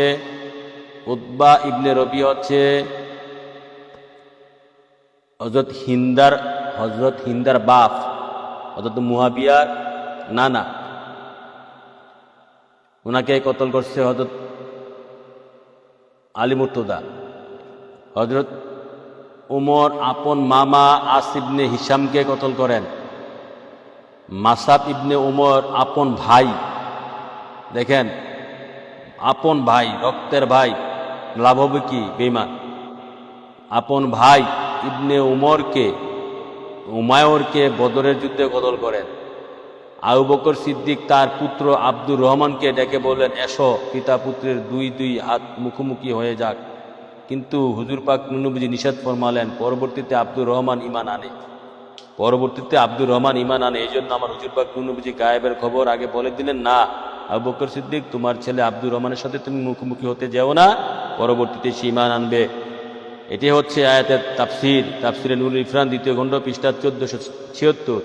উক্ত আয়াত শরীফ স্পষ্ট প্রমাণ করেছে যে যারা হুজুর পাক নবীজি আল্লাহ দোস্ত হাবিব মাসুক আব্দু নূরে খোদা নূর মুজাসসাম আকা মাওলা তাজের মদিনা সাইয়েদনা মুহাম্মদ মুস্তাফা সাল্লাল্লাহু তাআলা আলাইহি সাল্লামকে নিজের জান ও সমগ্র মালের চেয়ে বেশি ভালোবাসতে পেরেছে, আল্লাহ পাক তাদের জন্য অনেকগুলো পুরস্কার রেখেছেন। যেমন এই সূরা মুজাদালা 22 নম্বর আয়াতটা আবার একটু পড়ি, সওয়াবের আশায়, ভালোবাসার আশায়, নেকের আশায়, নূরের আশায়, প্রেমের আশায়। আয়াতটা খুবই, আমরা আজকের আলোচনা বিষয়বস্তু ছিল যারা নতুন জয়েন দিয়েছেন তার জন্য একটু বলি।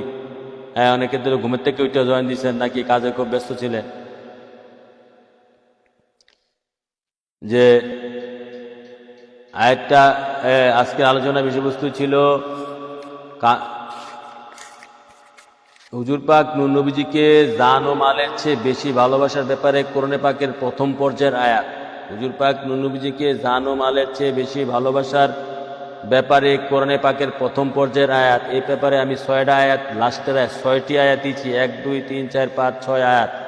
প্রথম আয়াত দিচ্ছি সূরা ইমরানের 31 নম্বর আয়াত, 2 নম্বর আয়াত দিচ্ছি সূরা নিসার 69 নম্বর আয়াত, 3 নম্বরে আয়াত দিচ্ছি সূরা ইমরান 92 আয়াত, 92 নম্বর আয়াত, 4 নম্বর আয়াত দিচ্ছি সূরা তাওবা 120 নম্বর আয়াত, 5 নম্বর আয়াত দিচ্ছি সূরা তাওবার 24 নম্বর আয়াত, 6 নম্বর আয়াত দিচ্ছি সূরা মুজাদালা 22 নম্বর আয়াত। সূরা মুজাদালার আয়াতটি আর একটু পাঠ করি।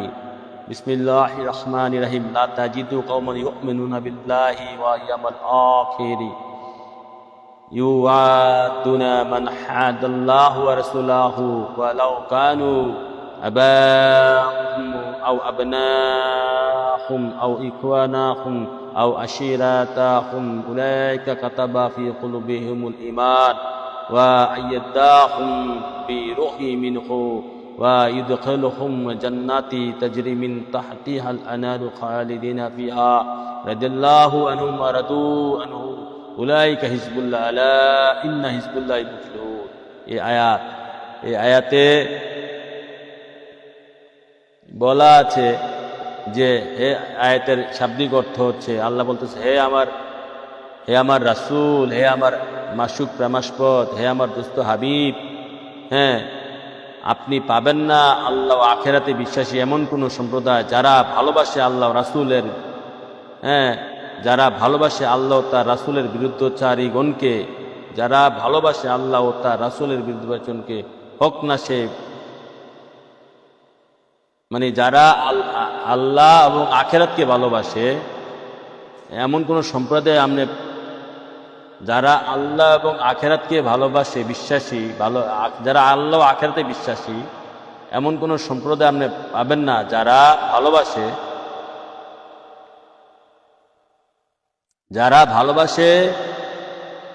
যারা সত্যিকারের প্রেমিক। সোজা কথা, আয়াতের সারমর্ম হচ্ছে যারা সত্যিকারের প্রেমিক, তাদেরকে আপনি পাবেন না আল্লাহ এবং রাসূলের বিরুদ্ধে যারা আছে তাদেরকে ভালোবাসে।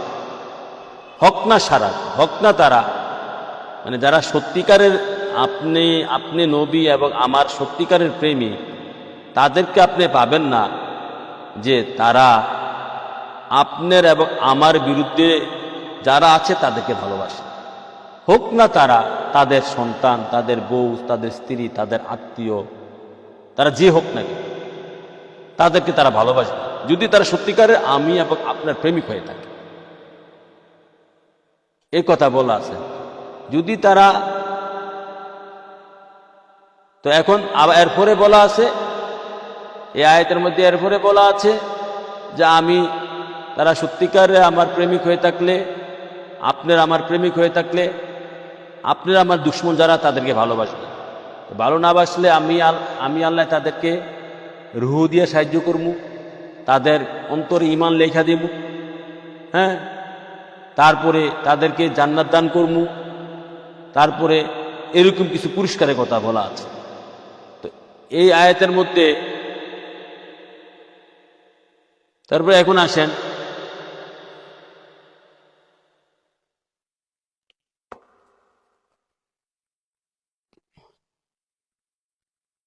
এই আয়াতের মধ্যে অনেকগুলো পুরস্কার রেখেছেন। উক্ত আয়াত শরীফে স্পষ্ট প্রমাণ করেছে যে যারা হুজুর পাক নবীজি আল্লাহর দোস্ত হাবিব মাসুক আব্দু নূরে খোদা নূরে মুজাসসাম আকায়ে মাওলা তাজদার মদিনা সাইয়েদনা মুহাম্মদ মুস্তাফা আহমদ মুস্তাফা সাল্লাল্লাহু আলাইহি সাল্লামকে নিজের জান ও সমগ্র মালের চেয়ে বেশি ভালোবাসতে পেরেছে, আল্লাহ পাক তাদের জন্য অনেকগুলো পুরস্কার রেখেছে। আয়াতের লাস্টে দিয়ে, এই আয়াতের লাস্টে দিয়ে অনেকগুলো পুরস্কার রেখেছে। পুরস্কারগুলা কি লক্ষ্য করুন। 1 নম্বরে, গোলামের কালবে, নবীজির গোলামের কালবে ঈমান নকশা করে দেওয়া বা লিখে দেওয়া। আল্লাহু আকবার। মানে আমার নবীজিকে যারা জান ও মালের চেয়ে বেশি ভালোবাসতে পেরেছে, এই আয়াতের মধ্যে আল্লাহ পাক বলতেছে কি, উলাইকা কাতাবা ফি কুলুবিহিমুল ঈমান। কোরআন আল্লাহ রাসূল কোরআন সূরা মুজাদ্দালা 22 নম্বর আয়াতে। আয়াতটা তো অনেক বড়, 2 বার পাঠ করেছি। ও গোলামের কালবে ঈমান নকশা করে দেওয়া বা লিখে দেওয়া। এই কালবের মধ্যে আল্লাহ রাসূল ঈমান লেখা দেয়, এটা ঈমানদার, এটা আমার। এখানে আল্লাহ নুরানি কুদরতি হাত দিয়ে লেখা দেয় কালবের মধ্যে। গোলামের কালবে ঈমান নকশা করে দেওয়া বা লিখে দেওয়া। এই অদম ফকিরের কালবে আল্লাহ রাসূল নুরানি হাত দিয়ে লিখে দিয়েছে বলে অদম আশাবাদী। এই অদম ফকির ঈমানদার, আল্লাহ রাসূলের এই অদম ফকির ঈমানদার। গোলামের কালবে ঈমান নকশা করে দেওয়া বা লিখে দেওয়া 1 নম্বর পুরস্কার। কাতাবা ফি কুলুবিহিমুল ঈমান, কাতাবা ফি কুলুবিহিমুল ঈমান। 2 নম্বরে, আল্লাহ রাসূলের গায়েবী শক্তি বা রূহ দিয়ে গোলামকে সাহায্য করে। 2 নম্বরে, আল্লাহ রাসূল নবীজির গোলামকে রূহ দিয়ে, গায়েবী শক্তি বা রূহ দিয়ে গোলামকে সাহায্য করে।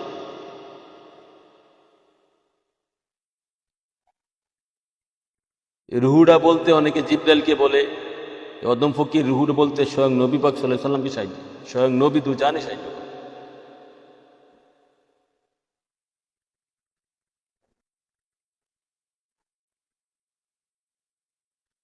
4 নম্বরে, জান্নাত এসে যাওয়া বা জান্নাত আশিকের গোলাম হয়ে যাওয়া। জান্নাত এসে যাওয়া বা জান্নাত আশিকের গোলাম হয়ে যাওয়া। জান্নাত চাইবো কি? জান্নাত চাওয়ার দরকার আছে? জান্নাত তো নবীজির গোলামের গোলাম। জান্নাত তো নবীজির গোলামের গোলাম।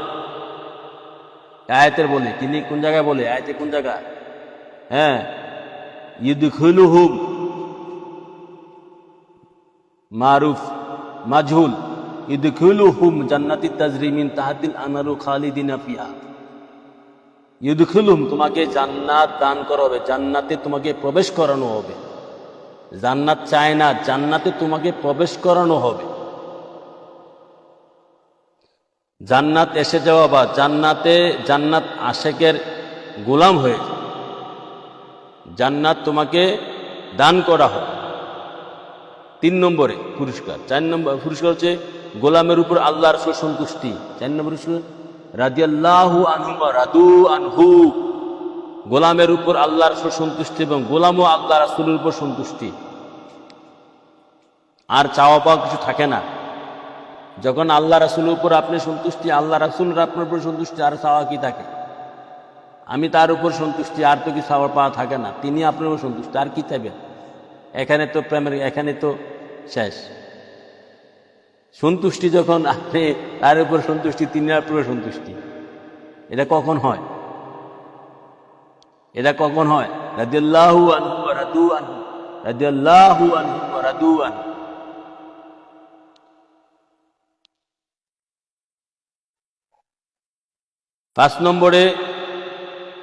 পাঁচ নম্বরে জানমালের চেয়ে বেশি ভালোবাসার কারণে হক আল্লাহ রাসূলের দল। জানমালের চেয়ে বেশি ভালোবাসার কারণে হক আল্লাহ রাসূলের দল। ওয়া কি উলাইকা হিজবুল্লাহ, জানমালের চেয়ে বেশি ভালোবাসার কারণে হক আল্লাহ রসুলের দল। যে উলাইকা হিজবুল্লাহ, হিজবুল্লাহ অর্থ আল্লাহর দল। আল্লাহর দল তো কখনো হতে পারে না, আল্লাহর দলটাই রসুলের দল। যদি হিজবুল্লাহর অর্থ আল্লাহর দল, আল্লাহর দল কোনটা? এখানে তো পুরোটা হচ্ছে রসুলের কথা, এখানে রসুলের শান। আয়াতে পুরোটা হচ্ছে রসুলের শান।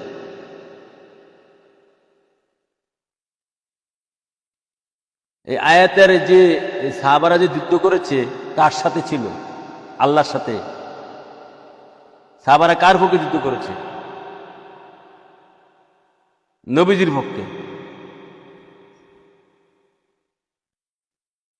আবু জাহেল যে এই যে বদরের যুদ্ধ নেতৃত্ব দিয়েছে, গেলা আবু জাহেল না? মুসলিম শরীফে, বুখারী শরীফে একটা দোয়া পাওয়া যায়। আবু জাহেল তো আল্লাহর কাছে দোয়া করছে। আবু জাহেল আল্লাহ মানছে না? আল্লাহ মানছে। মুসলিম শরীফে, বুখারী শরীফে একটা হাদিস পাওয়া যায়। আবু জাহেল আল্লাহ, আবু জাহেলের দলেরা কি আল্লাহ মানতো না? এই জাতি ব্যাখ্যা করেন না, এগুলো তো মোল্লা মুন্সিরা জানেও না, বুঝেও না, কয়ও না। এই অদম ফকির লিখেছি ইমানের মূল মুহাম্মদ রাসূলুল্লাহ আল্লাহ না, এই কিতাব পড়েন।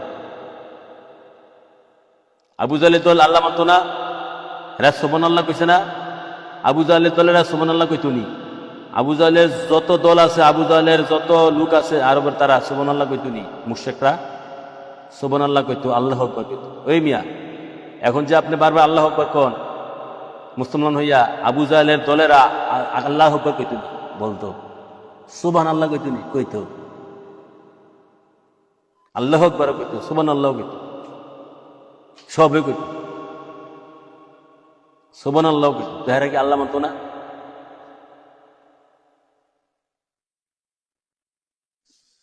হ্যাঁ, 100 বার এক আল্লাহ মানত, 100 বার এক আল্লাহ মানতো। মানতো না শুধু নবী তো জানতো, মুহাম্মদ রাসূলুল্লাহকে মানতো না।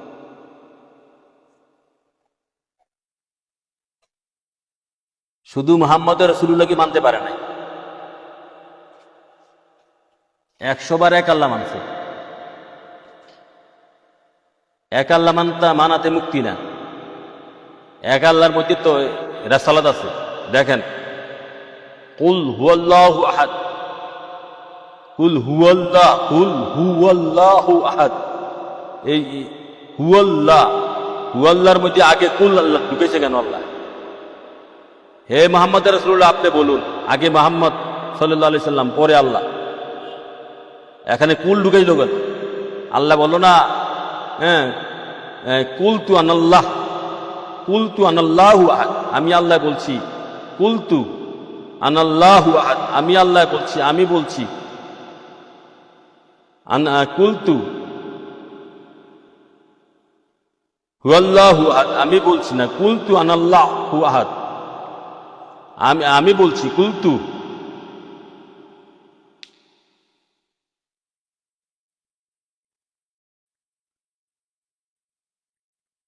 অথবা আনাল্লাহু আহাদ, আনাল্লাহ, আমি আল্লাহ এক, কুলতু,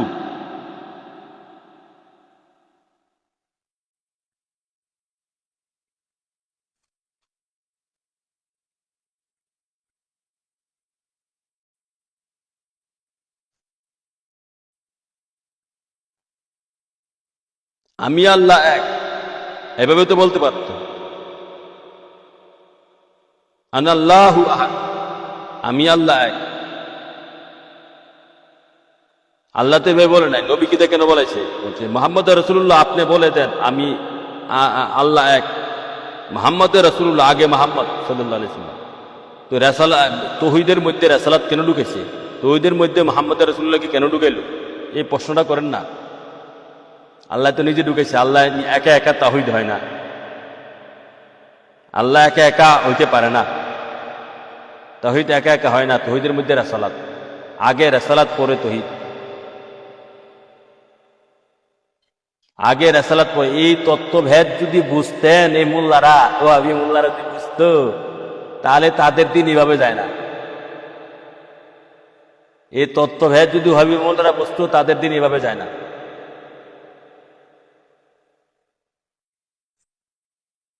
যা হোক, যা বলছিলাম যে ওই যে বদরের যুদ্ধে যত আবু জাহেলের জজ আছে এরা সব আল্লাহ মানত, আল্লাহর পূজা করত, সুবহানাল্লাহ বলতো, আল্লাহু আকবার বলতো। এগুলা বুখারী শরীফ, মুসলিম শরীফে আছে। আবু জাহেল আল্লাহর কাছে দোয়া করছে। তাহলে হিজবুল্লাহ শব্দের অর্থ আল্লাহ নয়, মানে আল্লাহর দল নয়। হিজবুল্লাহ মানে হচ্ছে মুহাম্মদ রাসূলুল্লাহর দলে হচ্ছে হিজবুল্লাহ, আল্লাহর দল। মানে নবীর দলে আল্লাহর দল, নবীর কাছে মুরিদ হওয়া, আল্লাহর কাছে মুরিদ হওয়া, নবীর সাথে যুদ্ধ করা, আল্লাহর সাথে যুদ্ধ করা, নবীকে দেখে আল্লাহকে দেখা, নবীর হাতে আল্লাহর হাত, নবী অনুসরণ আল্লাহর অনুসরণ, নবীর মানে আল্লাহ মানা, এটি হচ্ছে তাওহীদ। নবীর কথা আল্লাহর কথা, নবী দেখে আল্লাহর দেখা।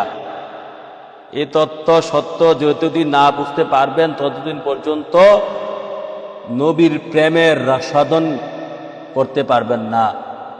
নবীর নবীর প্রেমা মানে রসাদন, নবী পাক সাল্লাল্লাহু আলাইহি সাল্লামের প্রেমের রসাদন করতে পারবেন না। আল্লাহ রাসূল আমাদেরকে বোঝার ও মানার তৌফিক দান করুক। আল্লাহু আকবার। অনেকগুলো বাজে গেছে, 1.5 ঘন্টার মতো লেগে গেছে। হ্যাঁ, তারপরে 6 নম্বর পুরস্কার হচ্ছে এই আয়াত শরীফের লাস্টে যে আল্লাহ 6টা পুরস্কার দিচ্ছে মুমিনদেরকে, যদি সত্যিকারের নবীকে জান ও মালের চেয়ে বেশি ভালোবাসতে পারেন। 6 নম্বর পুরস্কার হচ্ছে জান মালের চেয়ে বেশি ভালোবাসার দলই সর্বকালের সর্বহালের বিজয়ী দল। হ্যাঁ, আলা ইন্না হিজবুল্লাহি মুফলিহুন। হিজবুল্লাহ, হিজবুল্লাহ কোনটা? হিজবুল্লাহ আল্লাহর দল নয়, হিজবুল্লাহ হচ্ছে মুহাম্মদ রাসূলের দল। আলা সাবধান বলছে আল্লাহ, আলা ইন্না হিজবুল্লাহি মুফলিহুন। জান মালের চেয়ে বেশি ভালোবাসার দলই সর্বকালে সর্বহালে বিজয়ী দল। নবীকে জান মালের বেশি ভালোবাসার দলে হচ্ছে সর্বকালে সর্বহালে বিজয়ী দল। নবীকে জান মালের বেশি ভালোবাসার দলে সর্বকালে সর্বহালে বিজয়ী দল। অতএব যাও, আর পারছি না। আজকে আমাদের যারা পরে আসছেন তারা পুরা লাইভ শুনে নেবেন, শেয়ার করে দিবেন। একজনে কমে 10টা করে কমেন্ট করবেন, 10টা করে শেয়ার করলে তো লাইভটা শত শত হাজার হাজার লোকের কাছে পৌঁছে যায়। শেয়ার করতে পারেন না, কমেন্ট করতে পারেন না, কি হয়েছেন? শিখেন, এগুলা শিখেন, শেখার টাইম আছে। টাকা পয়সা লাগে, কমেন্টও লাগে, শেয়ারও লাগে, অনলাইন চালাইতে হয়, সবে লাগে। ঠিক আছে, শুধু টাকা পয়সা কামাই করলে হয় না, শুধু আর পেট আর নফস চালাইলে হয় না, অনেক কিছু লাগে। আল্লাহ রাসূল আমাদেরকে সত্য বুঝার মানার তৌফিক দান করুক, এই বয়ান বুঝার তৌফিক দান করুক। এই প্রত্যেক দিন এশার নামাজের পরে বা তারাবির শেষে একটু খোঁজ নিয়ে দেখবেন লাইফটা চালু করছি কিনা। একটু খোঁজ নিয়ে দেখলে তো হয়, চালু করছি কিনা।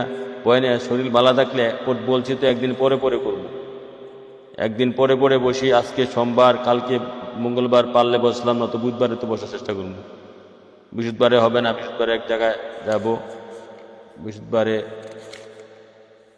তো একদিন পর পর আল্লাহ রাসূল চায় তো বসার চেষ্টা করবো।